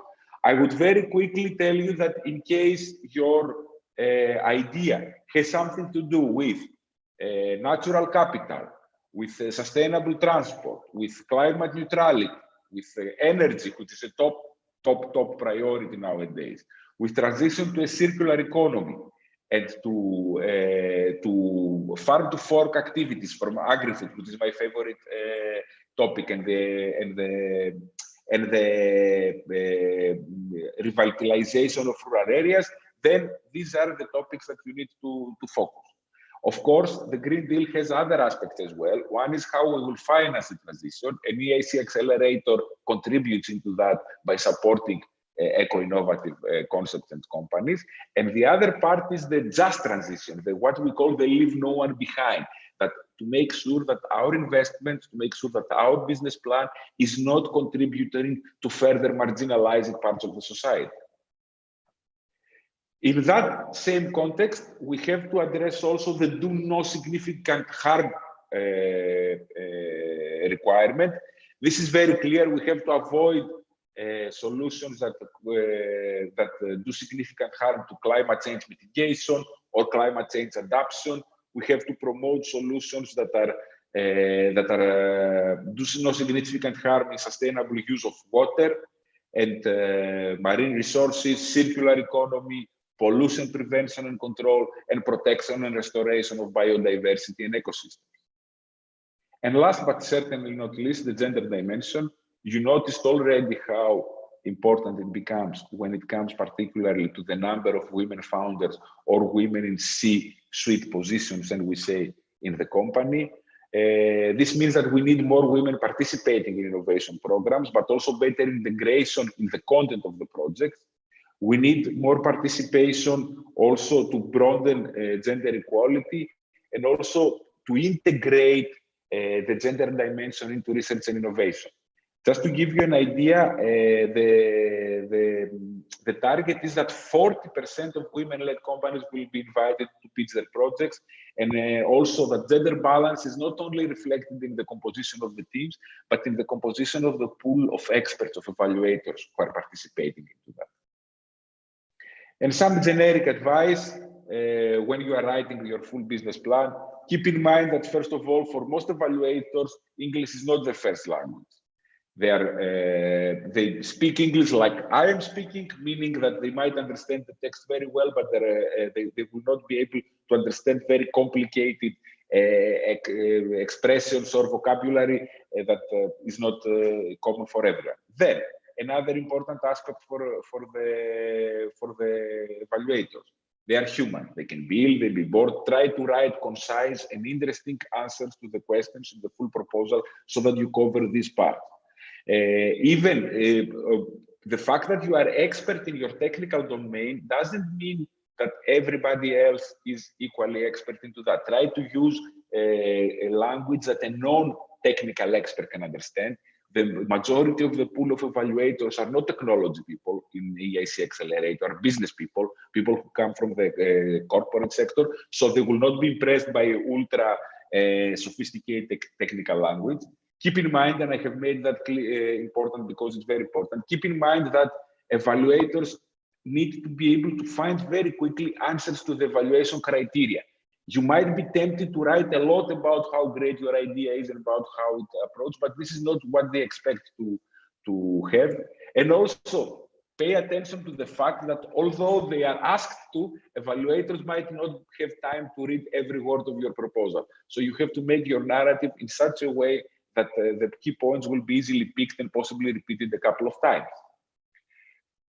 And also keep in mind, you will have great ideas, but you have very strict space limits. So you have to practice on how to write only what is essential to give you the funding. And by this, I think I have finished for that part of my presentation. If you have any questions, I will happily answer them, or we can pass to Sanem. Philip, your call. Okay, thank you, Grigoris. As you said, there's an awful long list of questions. You saw from my presentation the range of questions asked, and in the full application there are even more. But it's very important to look at what you just looked at, and that's the background to what they're asking. It would be very simple to give straightforward answers, but you need to be aware of the complications behind those questions in order to get them right. So thank you very much for that that insight. We're not getting many questions from people, and we'd love to hear from you if you do have any questions. I was asked how many first applications get through to the second round. The answer to that is around 40%. And then, of course, it's reduced down to the funding, the number who get through funding. I was also asked about how the European Commission intend to keep companies in Europe. That's not a simple answer. We're all in a free market, but it's a combination of things, really. The Commission are offering support there for innovation, but then you have national, regional, and local governments who offer all sorts of incentives in terms of facilities and tax advantages and so forth to try and retain companies and to grow them, of course. Turkey is particularly prominent in this, in the innovation infrastructure, which I think is one of the best in the world in the sense of there being available premises, tax advantages, grants and so forth to grow those innovative businesses. So it's a combination of things, but of course there can't be any laws that keep companies trading in Europe. When I talk of Europe, of course I include Turkey in the sense of this program. Okay, so thank you for that. You'll be back with us later to talk about the pitch deck. And now I'd like to hand over to Sanem. Sanem has quite a history in terms of evaluating projects, so she's going to give us an insight into some of the issues she finds in evaluation and some pointers to how to get it right. So over to you, Sanem. Thank you, Philip, and greetings, dear participants. Now I'm sharing my screen to, yeah. Sorry. Okay.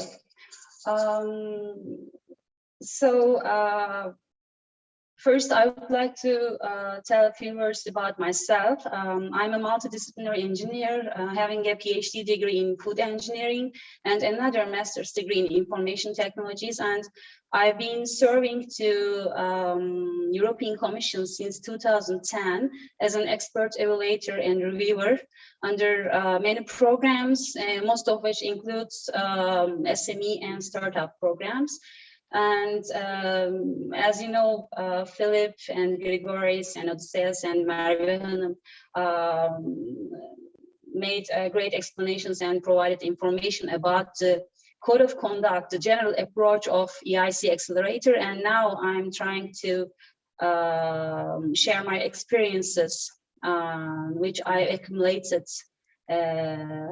over evaluating 500 or so more projects. So yes, and before I start my presentation, I want to tell that it goes in two pillars. The first one is going to provide you with some general information about the criteria, and then I'm going to share my insights about the evaluation processes. So first, I would like to highlight that understanding Eic Accelerator is a must before preparing an application to the program. And first, I would like to start with what it's about. Eic Accelerator is about selecting great ideas and innovation that has sustainable and scalable market potential, and it should be developed by a committed and tenacious group of innovators. And EIC support should help it to become real and achieve substantial impact for the benefit of Europe and Europeans. And in a few words, if I try to summarize what it's not a funding program for research projects. And in Turkey, we are very used to apply for grant programs with research projects, but we should keep in our mind that the Eic Accelerator expects us to build lens of an investor, and it expects us to make an application as an investable business proposal, not a research project. And I would like to highlight a few very critical issues before moving forward. Not all impactful innovation builds on breakthrough technology, so we shouldn't force ourselves to come up with rocket science. We can make business model innovation with existing technologies while using existing solutions and come up with a radical paradigm shifting business model. So it's an important point. And the accelerator aims at ascertaining European strategic autonomy, which means that Europe wants to be wants to have this technological sovereignty and wants to highlight and support faster innovations of its key strategic competition areas. And also we are mentioning risks about, in this program very widely. Risk refers to both the risks of technological or commercial failure and risk of losing strategic autonomy. So we should be cautious about the steps we take, which might end up with the risk of losing strategic autonomy. It means that getting an investor to our board, as a shareholder, which disrupt this strategic autonomy. Okay, you know that you first start with the initial phase, with a short proposal, and we all know that it expects us to submit only 5 pages of proposal with 10 slides of a pitch deck and also a 3 minutes video, and it's short.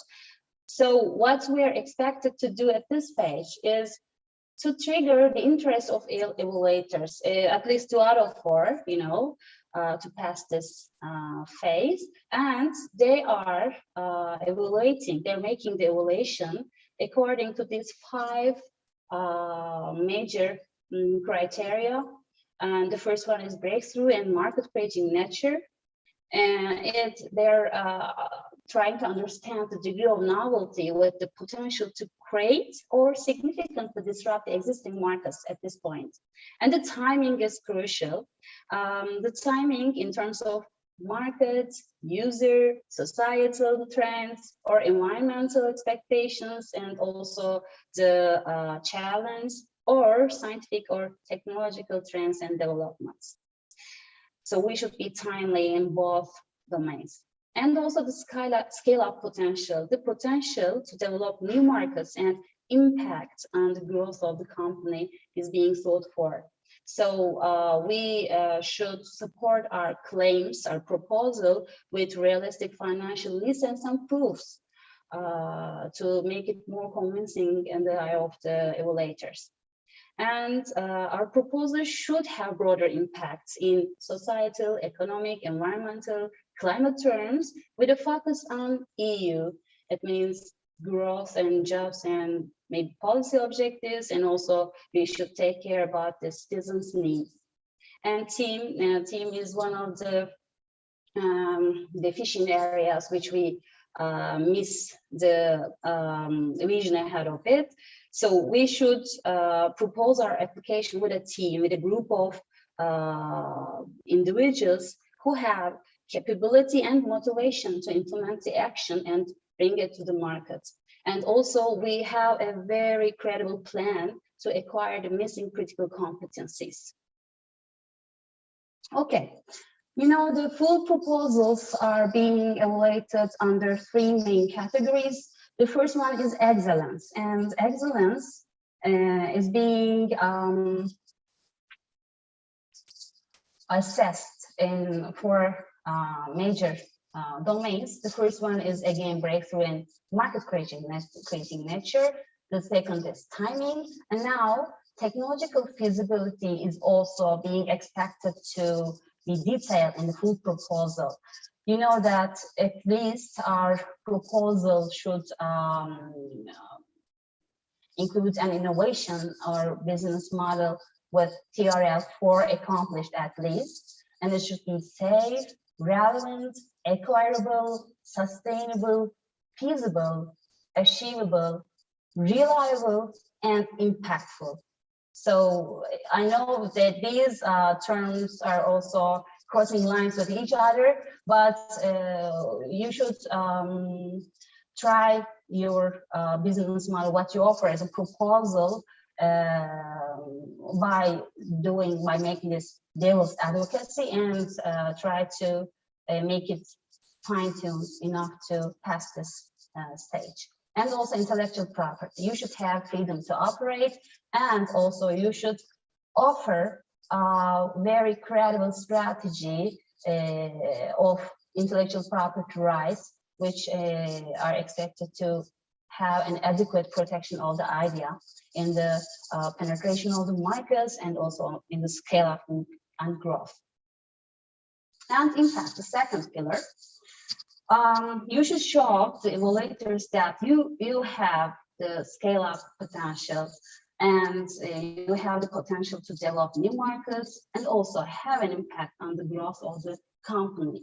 You should support your claims with a credible financial plan, and also you should have broader impact, and your proposal have a very reasonable and also achievable and convincing commercialization strategy. So you should have a well-thought strategy for commercialization, and you shouldn't ignore the regulatory approval or compliance terms, and also time to market, deployment and growth phases, And also you should support this strategy with a very clear and meaningful business and revenue model. And also you should have key partners to develop and commercialize the innovation. You should have made, before making this application, a flawless value chain analysis in order to understand the playground you will be in, penetrating and also scaling up your innovation in the market.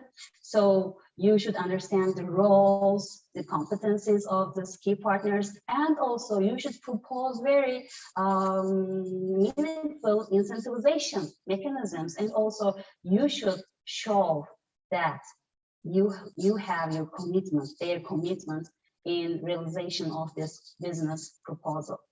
And also market fit and competitor analysis is one of the issues we should make a flawless preparation in. We should understand the conditions, the market conditions, and also the growth rates, the competition analysis and strategy. Our unique selling points or propositions should be very clear, and also we should clearly emphasize our key differentiation from the competitors.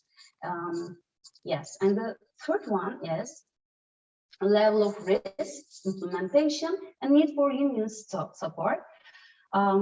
Yes, the team is here as it's in the first short proposal stage, and here risk level of investment is one of the important criteria.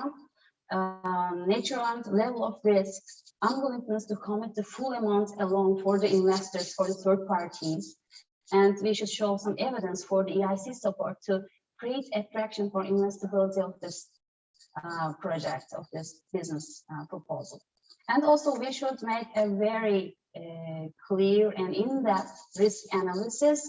We should identify the technological, market, financial, and regulatory, and so on, the risks, so in different terms. And also we should come up with measures of mitigation, and we should have a contingency plans or if the risks occur. And also the activity plan and milestones are very important. So we should have clear implementation with defined milestones, work package, deliverables, and realistic resource allocation and timing.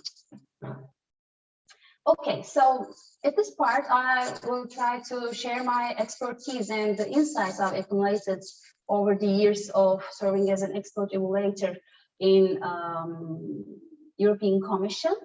And so I want to take your attention to these three criteria. The first one is want, the second one is interest, and the third one is needs. So we should be aware that this three has a difference between, and this difference, this tiny difference, also makes the very crucial effect on our business proposal. Because a need is it's something that a person or a group of persons must have in order to thrive. A want is a preference and is something we desire to have. And interest is a great attention or concern for something. It's an intellectual curiosity. So what's all about here for the Eic Accelerator? We should offer our business proposal to a target group of customers, and it should be a need for them. So they shouldn't be a luxury to take it as a want or an interest. It should be a need, and it will be the proof of investability if we are good to show that the needs of our proposal for a specific target group of customers. And also we should understand the customer and persona profiles very clearly. So it should be an end user, it could be an influencer or a recommender or a decision maker or a payer, or it might be a saboteur. So we should be framing our value proposition and our business strategy around these customer types, and we should define the perfect strategy to include or use even the saboteur in our commercialization plan. Okay, so another common mistake is we should be pacing with the technological and other type of trends, but for example, we should be clear that we are not investing, or we are not asking EIC to invest in a dying technology. You know that technology is born and grow and then die. And so we should be pacing with the trends, and we should have made a very clear technology road mapping to show the evaluators that we have the full area coverage and we are knowledgeable about the technological domain and also the competing technologies, and that we have come up with the perfect business model, including the relevant technologies, and so be sustainable in the market and have a chance to grow and dominate the market maybe in the coming years. So invest in us.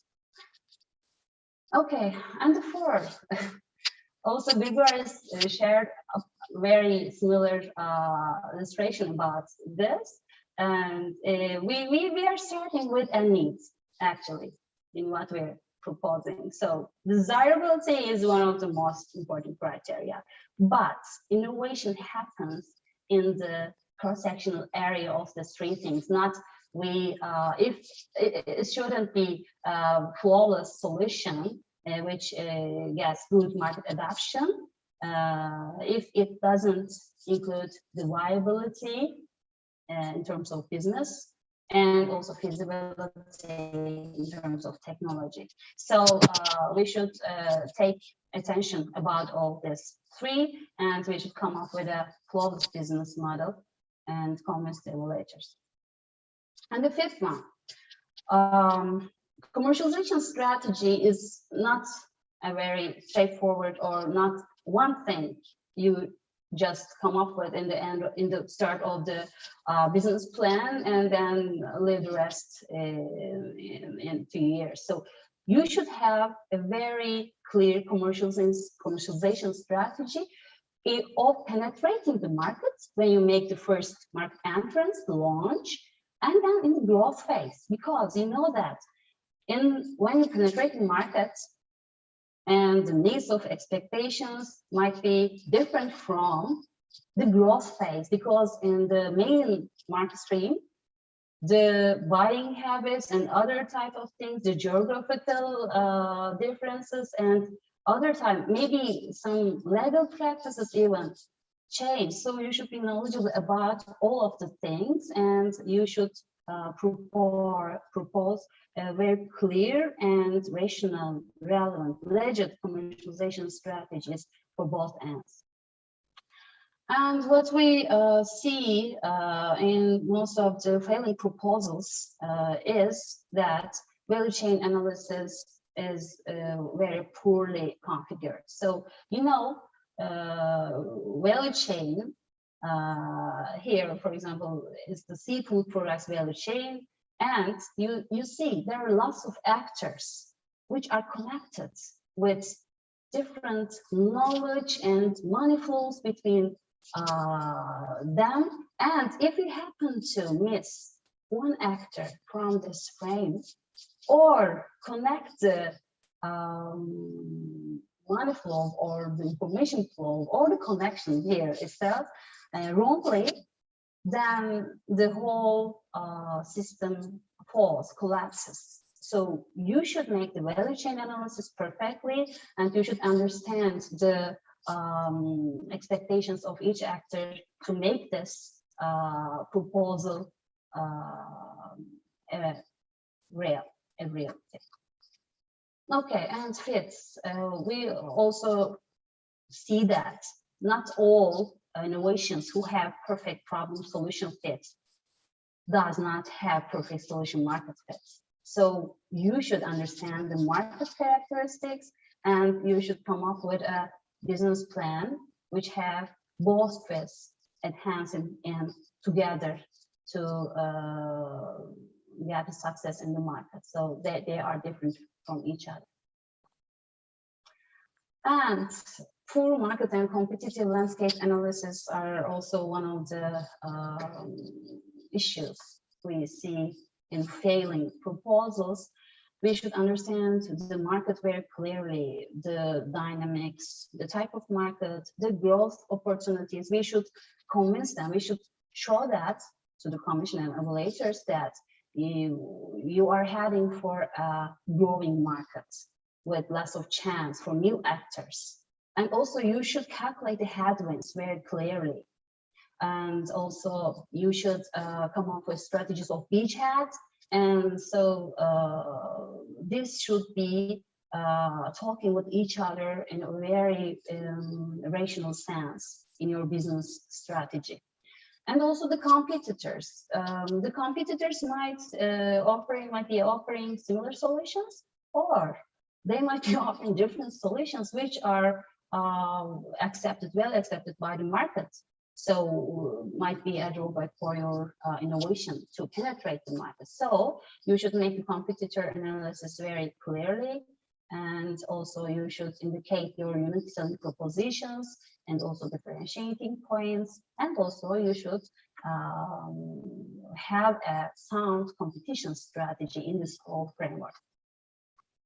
And yes, problematic IPR studies and poor IPR strategy is one of the problems in the failing proposals. For example, if the IP which your innovation is based on is not directly owned by you or accessible to you, or it might be a subject of litigation. So they are problematic cases you should be handed out before making this application. And also you might have an unvisionary flawed IPR strategy. So you know that patenting is one of the most common tools we can use, that the innovativeness and also the competitiveness of the company. But you should bear in mind that there are different intellectual property rights strategies which you can use in bundle or for different phases. Even you can tell that you're using defensive publishing for the phase and then other type of things. So you can use this whole IPR universe in favor of your innovation. And for risk management strategy, first, we should make a very flawless risk analysis in multiple domains. For example, in technology, in economic, in policy, or in operational. And then we should assess the risks. We should understand the impact or the frequency and the probability. And before and after this assessment, we should come up with some managing strategies. We should come up with, for example, accepting the risk or avoiding the risk, transferring, mitigating, or exploiting the risk given. So we should work on this strategy also. And this is the one theme which we are getting failure about most, and we should show that we are a group of people with complementing skills and know-how. And also, you should have the full coverage of competencies. You shouldn't have any missing competencies, which might prevent your market launch and scale up. So, and there should be a balance between in-house and outsourced activities, and you shouldn't outsource activities with core within this core technology or business model operation to third parties. And this is one of the important things. And you should also allocate the right path to right guys, and you should show this motivation. They should see this light in your eyes to make it a reality.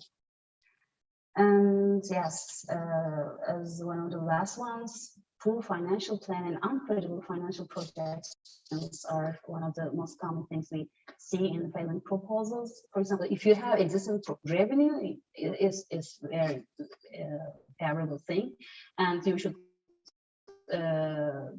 support your revenue, your financial plan with credible projections. You should have a convincing breaking point and also return on investment rate, and also you should show impact on employment, and also you should include these cross-cutting issues, and it all should go hand in hand with the commercialization plan you propose in your project.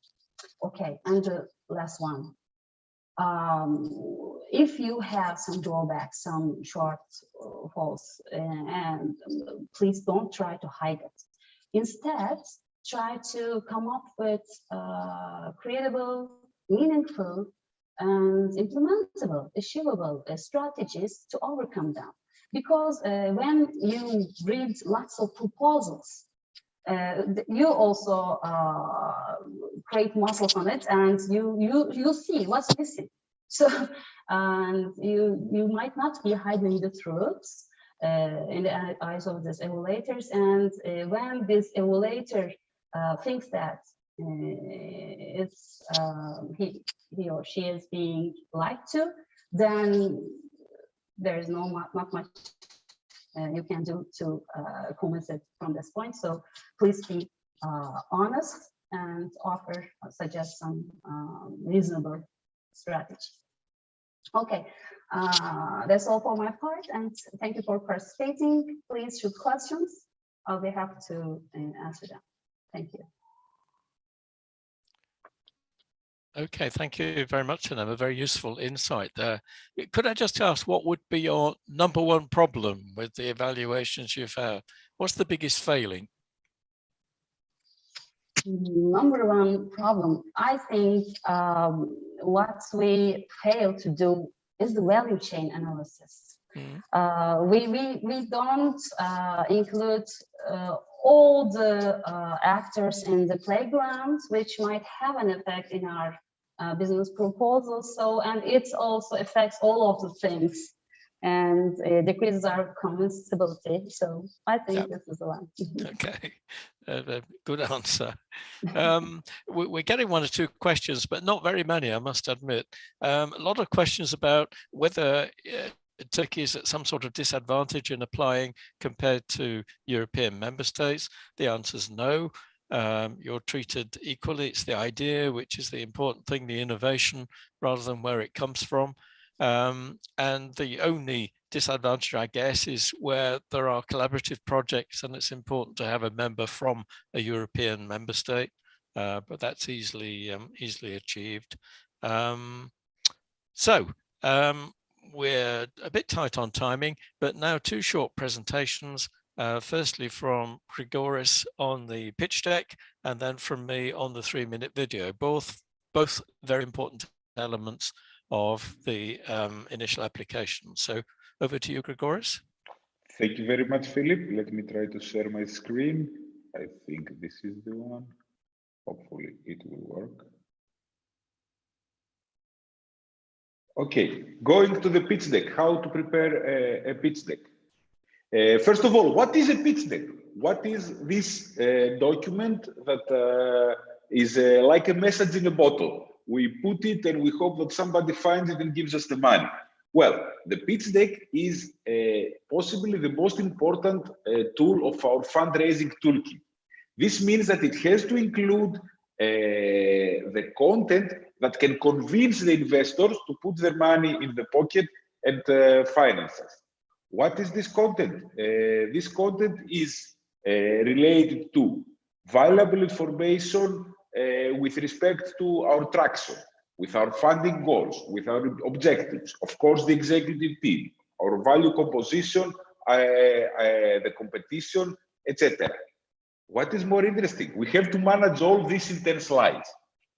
Why 10 slides? Of course, we can have more, or we can have 12, or we can have 15, etc. But the point is, the pitch deck is made to initiate discussion, to attract attention of the investors, and give the valuable key information that we need to solve. And there are some main things that all the textbooks about pitch decks include. One of them is the company purpose, the other is the problem and solution, the value proposition, the market opportunity, and risks. The competition is another one, the business model, commercialization and marketing strategy, financial projections, of course, the team, and it's always a good idea to close with a conclusion. Some things to keep in mind. When you are making your pitch deck, please keep in mind that you need to take into account the award criteria and address them in your pitch appropriately. Because normally writing the pitch is something that people overlook, or they think they can simply adjust the pitch they had from a previous contest or something like that. It's always a good practice to plan ahead enough for your pitch deck. Keep in mind that you will have only 10 minutes to present, and hence you need to create and explain what you are doing in a way that everybody can understand it. Avoid the technical language. This is a not technical audience. This is not a scientific audience you are addressing to. And also try to use as much as possible visuals and do not overlay slides with text. It's obvious and understandable that you want to pass as much information as possible, but you can find clever ways and you can use visual representations to do it. So before starting, I will tell you how we are going to move. We are going to see these topics one by one. We are going to define what is the content that needs to be described over there. But in the meantime, I will take the opportunity to give you examples from two startups, two companies that once have been startups. I guess you both know them by now. One is Airbnb and the other one is LinkedIn. Particularly, I'm sure you know LinkedIn because I'm already receiving some invitations from the participants to connect via LinkedIn. By the way, feel free to connect with me and all the other speakers via LinkedIn if you wish to. We would be happy to keep in contact with you. So let's start with the company purpose. We always need to keep in mind that people don't buy what you do. They normally buy it why we do it. And the way that we describe it, it also has a very important influence in the decision of the investor. So, for example, what we need to describe here is what is our mission? What is our company doing in one sentence? I always give this example. Let's imagine that you meet me in the airport and I will tell you, I'm a senior non-key expert in Turkey Horizon 2020 project, delivering trainings in this and that. You wouldn't understand too much. If I told you I'm helping Turkish startups to get funding from Europe, this is the thing that would resonate with you. You would understand what is my job. Similarly, let's see how Airbnb pitched themselves a long time ago in order to get some funding. Book rooms with locals rather than hotels. Simple as that. One single phrase. Let's look how LinkedIn pitched themselves in the very beginning. This is the first pitch that LinkedIn presented to get some funding. Find and contact the people you need through the people you already trust. One pick-up sentence, one simple line of text epitomizing what we aim to do as a business. What is the value we are offering to society? This is our company purpose. This is quite important. From that, we are moving to the problem and solution slide. Here, we need to understand what is the customer pain. Is there currently a problem or a need that is not met by the market yet? And it's always good to tell a short story, keeping end users, what we learned before, in mind, how our innovation can alleviate this pain. So let's look at how Airbnb did it. The problem for them, the price is an important concern for customers booking online. The hotels leave the visitors disconnected from the city and its culture, and there is no easy way to book a home with a local or become a host. And the solution, a web platform where users can rent out their space. in order to save money when traveling, to make money when hosting, and to share culture in between. Simple as that. This is the ideal level of simplicity that your pitch deck needs to include. Then, when we're talking about the value proposition, this diagram is one of my favorites. It's the value proposition map. It combines value proposition with customer profile. So you need to understand how your customers value your offering and how you define and assess the concrete benefit that the customer gets from using your products and services. Try either visually or mentally to make this diagram in yourself. So your value proposition will include the product and the services you are offering, what are the gain creators that are included, and what are the pain relievers that are included. Hence, you have to understand what are the jobs, the tasks that the customer needs to perform, and what are the gains and the pains of this customer. This is how you connect your customer profile with your value proposition. For example, the value proposition of Airbnb was very simple. Search by city, review the listings, see what other users have told about these bookings, and book your premise, book your room or your house. Then you need another slide to discuss and to enter in the market opportunity and risks. One is what is the market creating potential of your innovation. You certainly need to give a prediction of the size of the market you are targeting and the one that you are intending to capture. You need to explain how your product will transform the market, what are the disruptive elements in your business model or in your technical features. And of course, you need to list the main risks related to your innovation, how you deal with them. For example, about the market validation, about the market opportunity. This is the available numbers of 630,000 and 17,000 temporary listings. This gives an insight about the size of the market. The size of the market also includes how many tips were booked. Try to remember before when we were talking about the three different types of markets that we're addressing. This is a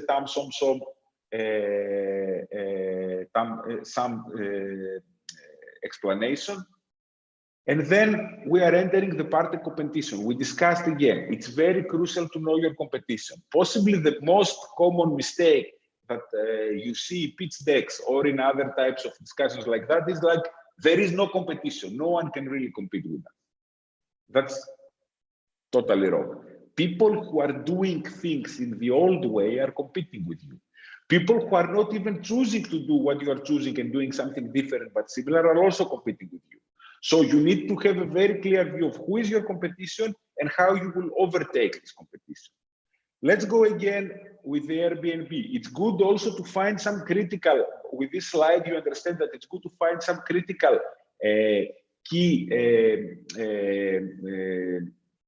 decision factors of your potential customer, of your potential end users, and try to position your competitors and yourself with respect to that. For example, if customers care about affordability and the ease of use that comes with online transactions, their Airbnb would come in the top. And you see here, they are competing themselves not only with other portals, but also with typical offline transaction activity. Similar, you see how the LinkedIn sees themselves as a market leader competing with social media networks, but also with employment websites and HR platforms and so on. How they explain themselves, why they are better than the competition, what the unfair advantages that they bring along, how do the technologies or the business model really brings them in the top of the choice for customers. And then the business model. As we said, business model is how do you make money? What is your revenue model? What is your pricing structure? What is your cost structure? And what are the schedule of the revenues coming in? You can see here the Google business model is one of the most famous business model diagrams you can find in the world. But you can have even more simplified. Look how simple and brilliant the business model Airbnb presented to the potential investor. This is the share of the market we're aiming. This is how much we're going to have as an average fee. This is the revenue you are expecting in the upcoming years. Simple as that. 10% commission of each transaction. Which is the best? Which business model is the best? A more simple one or a more elaborate one? It depends. It depends on the market. It depends on the structure of the sector. But always keep in mind that simple and straightforward business model are more appreciated by investors and by the evaluators of your proposal in Eic Accelerator core. Then, when we're talking about commercialization and market strategy, what is our plan to reach the customers and to enter the market? And what is the time to market that we want to achieve? And if we have already some signs or proofs of early market tractions, of early adopters, of initial sales, and so on. That's also quite important.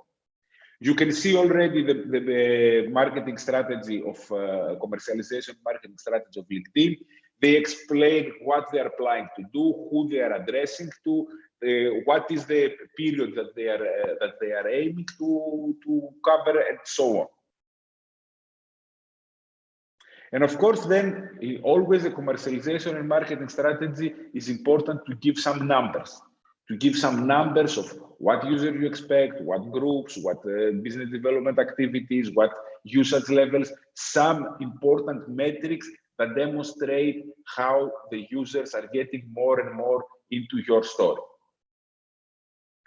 Then, possibly the most difficult part is the financial projections. This is the part where the investors expect you to have some crystal ball to be able to project the finance. It's not that your financial projections need to be accurate or that you will be penalized afterwards if you have deviation. The financial projection is a very useful tool for the investors to understand how realistic you are thinking and if you have thought everything about your business. So we will be asking you what would be the sales, clients, and investment projections, what you will do with the money received, how are you planning to invest them, and also provide the details of the level and the nature of investment you have already attracted, and if you have any other EU funds that will contribute to the project. That's also a very good signal.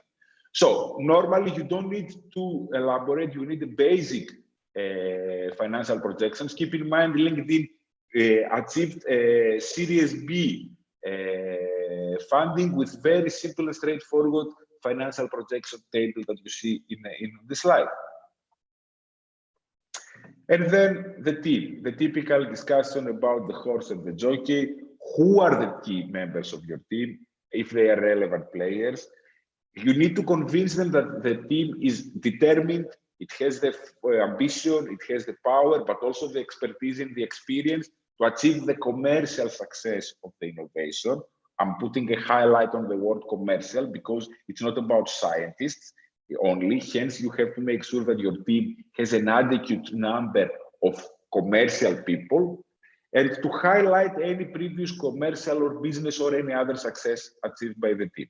Look how our friends in LinkedIn did it. They explain what big companies, the people they have been involved in the past. So they are expecting you that the CEO has important positions in other companies. The same goes for chief of staff and vice president of product, and so on. And you see that they are also mentioning the technical team. Here, what they are doing is they are presenting the track record they have from previous companies. Sometimes when you don't have that track record, you might have some academic achievements, might have some awards, some prizes, but generally speaking, you need to convince the people what is important about your team and why the people in your team are complementary and fit for the purpose of the startup. And last but not least, it's always a good idea to close with a conclusion, to leave a lasting impression. That's important. My favorite meme about that is the one that talks from Victor Hugo that says that nothing is more powerful than an idea whose time has come. My way of closing, everybody has a different way, and it's a matter of personal taste as well. But my way of closing a pitch like that would be to explain very simple: why us? Why now? Why it's the time now to invest into that? And by this slide, I think that I have presented what I had in mind. Philip, if we don't have any questions, over to you for the last part. Okay, we've been dealing with questions as they've come in, so we've had about a dozen questions so far, 12 questions. Just a quick one there, Grigoris. What would you say is the top must and the top must not in getting a pitch deck together? I would say the top must of getting a pitch together is to have a convincing narrative, to have a story that goes from the start to the end, to explain your company in a natural and let's say non-pretending way. The biggest do not for me is to fill in the slides with technical abbreviations, with complicated figures and with scientific terminology that only you and your professor understand. Yeah, I'm with you on that one. The three-letter acronym, it's a killer, isn't it? And I think too, when people present, there's a nervousness. So if they stick with what they feel safe with, which is usually the science and technology, and all that does is then show how little they know about the commercial aspects if they're not careful. So there's a whole science in presenting. Okay, thank you very much. The last short presentation really is about the 3-minute video. A couple of health warnings. There are various examples available on the web, but of course, you have to tailor the video to your particular team and project. So, you know, you might get some ideas, but you certainly can't copy. A thing that we're often asked is, can we see a sample proposal?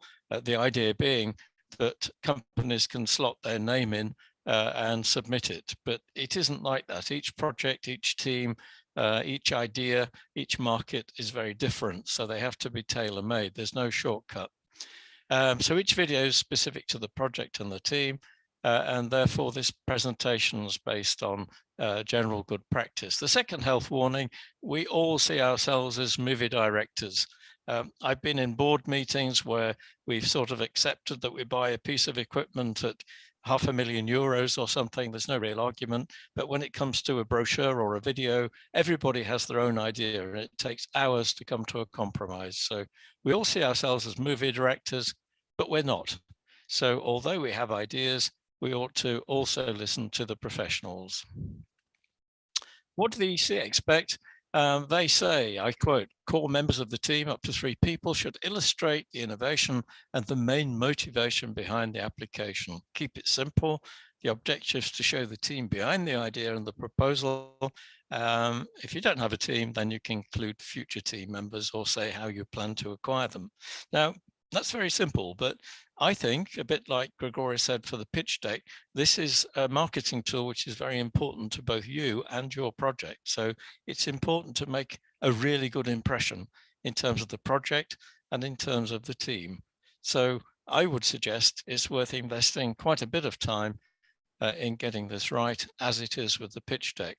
Often these things are left to the last minute. The concentration is on the proposal, and the pitch deck and the video are afterthoughts, but they see the pitch deck and the video at the same time as the application, and therefore they're equally important.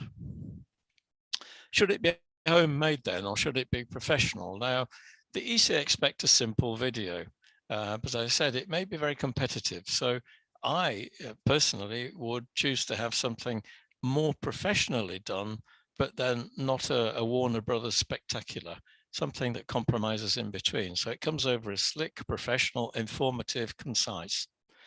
There are lots of templates as well as excellent advice on producing, and of course your personal devices these days are movie cameras in themselves, the iPhone, iMovers and so on. But it's not just about technology. There's a lot of expertise involved, and I'll quickly try and summarize that into 6 key aspects, which you see there: the format, the audience, the message, the content, issues about presentation, and the technology. So the format, you have various choices. You can have the explainer, the guy sitting here, the talking head, who can talk you through, much like the newsreaders do on television, but this can be very boring. And it needs to be an expert in presenting to make any sort of impression at all.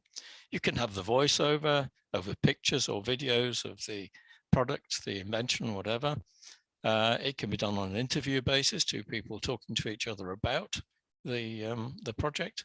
You can incorporate, of course, existing footage in a voiceover or an interview. And you can even present the pitch deck as a series of stills, but again, rather boring.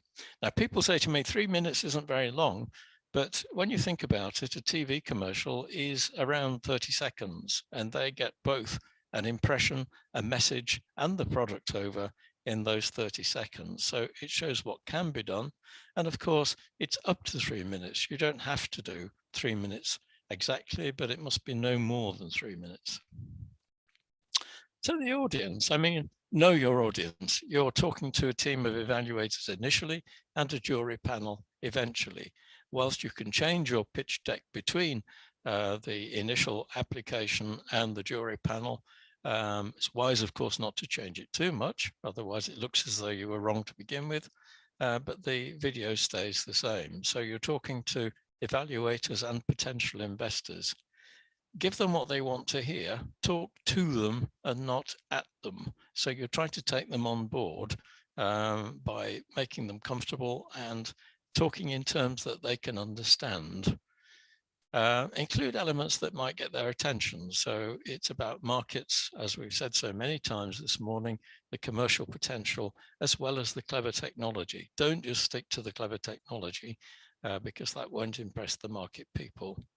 And remember, the brain processes images 60,000 times faster than text. So rather than listing text, this one particularly, you will have looked and seen an audience, a very old picture of an audience immediately, rather than looking through the text on the left.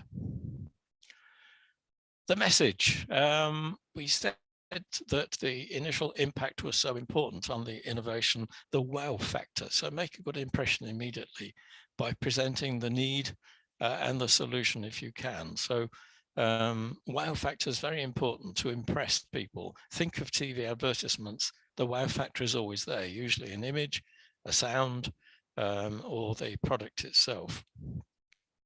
Then follow it up with the problem that you'll be solving and the benefits to industry, society, the environment, whatever you can claim there in terms of the wider benefits. Don't forget the clever solution and the market need you've identified, but only include the elements that will keep attention. Don't go into long details about the technology, your experience as a team, your CVs. Keep it focused on the product, the project that you're trying to sell, because this is a selling video. So the content, keep it simple, keep it short, snappy, plan ahead so that you can edit footage to the best effect. If you're going to film it over several or video it over several periods, make sure you wear the same clothes, make sure the lighting's similar so that you can then edit without any hiccups or sudden changes of clothing backwards and forwards. Try to get scripts together rather than letting people waffle on. Try and get the timing right. So your script should give both a balance of content in terms of technology versus commercial proposition, as well as giving each team member a say. Using the language the audience can relate to. Grigoris mentioned this in the pitch deck. And remember that technologists may be in the minority. So try to not use the acronyms too much unless they're commonly used. In terms of presentation, quality, clarity, and fluency of the speakers. It's unfortunate that you're presenting in English and not everybody is that adept at English. And you can get the message over better if you can speak more clearly in English.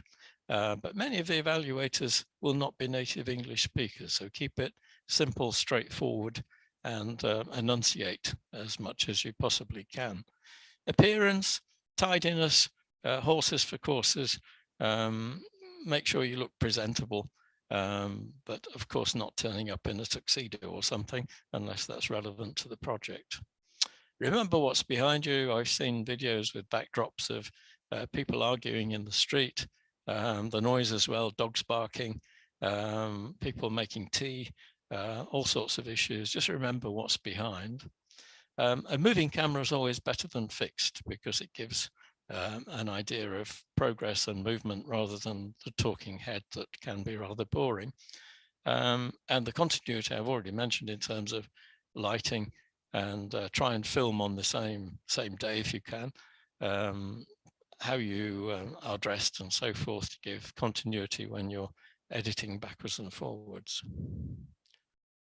Technical issues, the camera angles. If the camera's too high, it looks like you're a criminal trying to steal something. If it's too low, you can see up into people's faces. It's not a good shot. So try and keep it at eye level if you can. Lighting, obviously, so that you can see people. It doesn't look gloomy and miserable.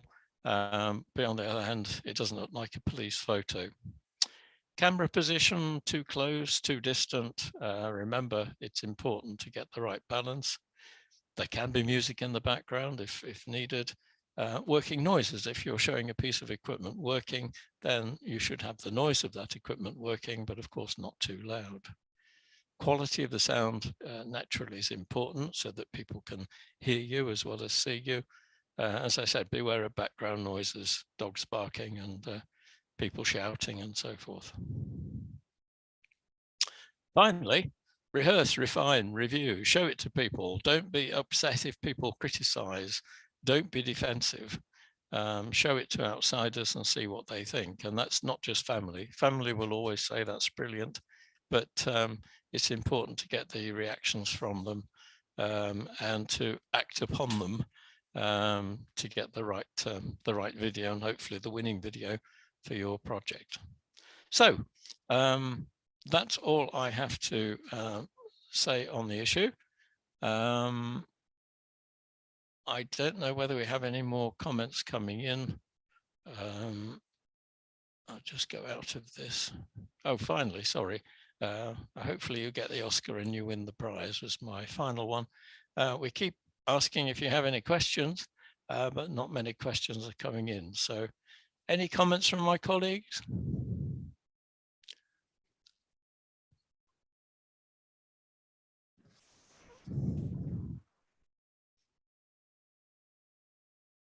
Sorry, there we are. We're back again. Handling the technology and speaking at the same time, you know, men can't multitask, I'm told. Okay, I don't see any questions outstanding. I suppose it would be good to round off by saying, you know, any key points you'd like to put forward as to how you can get through this first and second application. Any top three? How about you, Sanem?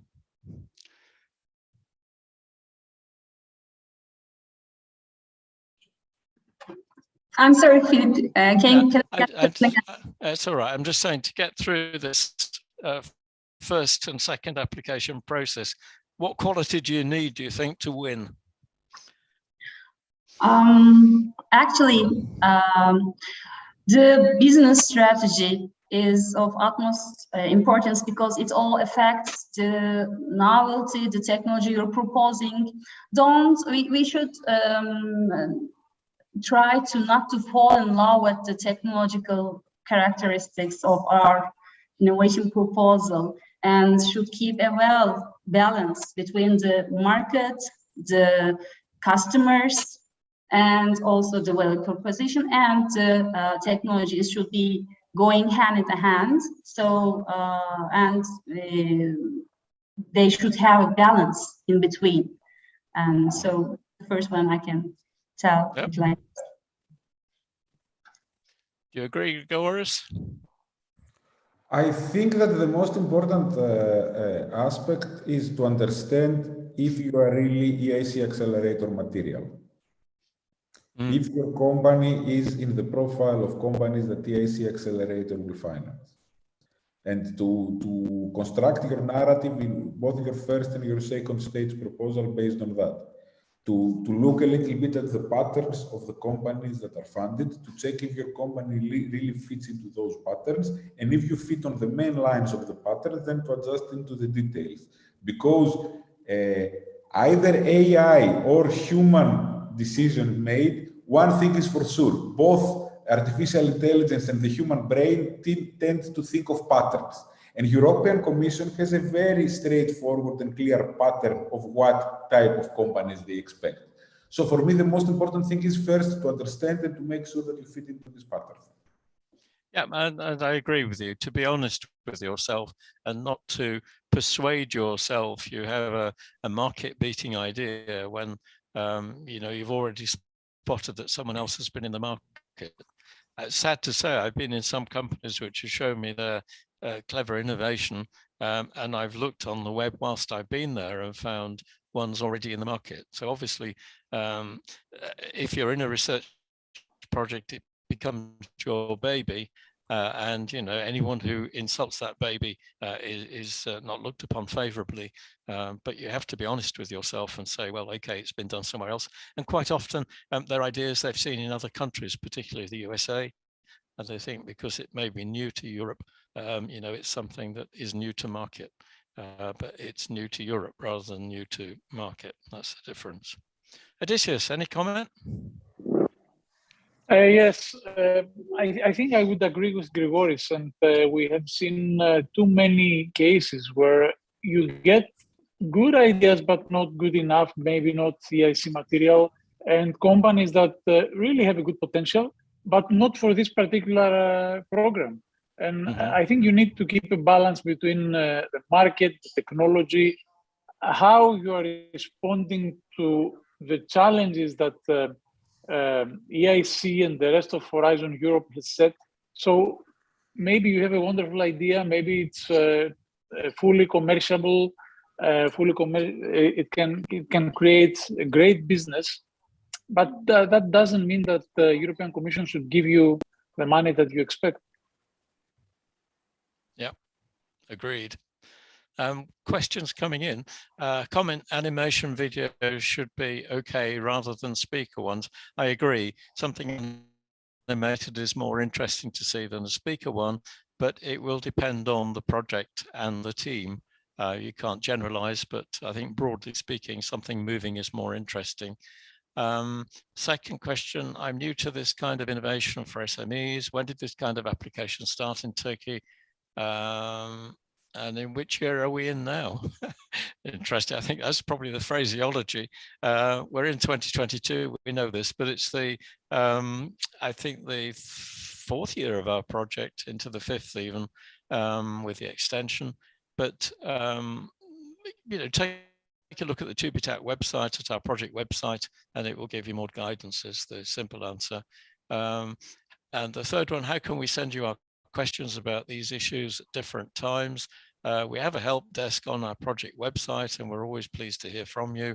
And as Grigoris said, you also have our email contacts, so happy to hear from you. I think that's all in the questions. I don't think that requires any feedback from our speakers. We're just slightly over time, which is not bad over a 3-hour period, so thank you all very much for keeping to time. I hope that you've all found it very interesting. Our next event will be a project writing camp in Istanbul in May, so keep your eyes peeled for that. It will be on our website. That's all really from me and from our speakers, except to thank our speakers very much for joining us today, for the time and the Thank you, Philip. insight. You're very welcome. And I'd like to hand over to Kemal to close the event, please. Thank you, Philip, for giving the floor. Ben Türkçe olarak etkinliğimizi kapatmak istiyorum. Öncelikle etkinliği düzenlememizde bizlere düzenli ve devamlı olarak yardımcı olan, bizi destekleyen Merve Hanımlara, TÜBİTAK'a, Tarık Beylere, emeği geçen tüm ulusal irtibat noktalarına teşekkür etmek istiyorum. Ardından yine projemizin kilit uzmanları Philip, Odysseus, yine tematik uzmanları Grigoris ve Sanem Hanımlara da ayrıca teşekkür etmek istiyorum. Yine etkinliğin hazırlanmasında emeği geçen takım arkadaşlarım Sayın Hanım ve Şelale Hanımlara da ayrıca teşekkür etmek istiyorum. Sizlerle sohbet chat butonu aracılığıyla paylaştığımız etkinlik değerlendirme formunu SurveyMonkey üzerinden doldurabilirseniz çok seviniriz. Ayrıca yine birazdan bütün etkinliğe kayıt yapan katılımcılarımızla etkinliğin materyalleri ve bütün sunumlar PDF şeklinde paylaşıyor olacaktır. Yine Filip'in bahsetmiş olduğu İstanbul'daki etkinliğimizin duyurularını da yine sizlerle daha önce paylaştığımız Ufuk Avrupa web sitesi sayfası üzerinden takip ediyor olabileceksiniz. Ben de etkinliği bir süre daha 10 dakika kadar açık tutup sizin sorularınızı almak adına bekliyor olacağım. Buradan iletmiş olacağınız bütün soruları yine projemizin uzmanlarına ve değerli TÜBİTAK yetkililerine bizler proje ekibi olarak iletiyor olacağız. Çok teşekkür ediyorum katıldığınız için. Herkese iyi günler, iyi çalışmalar diliyorum.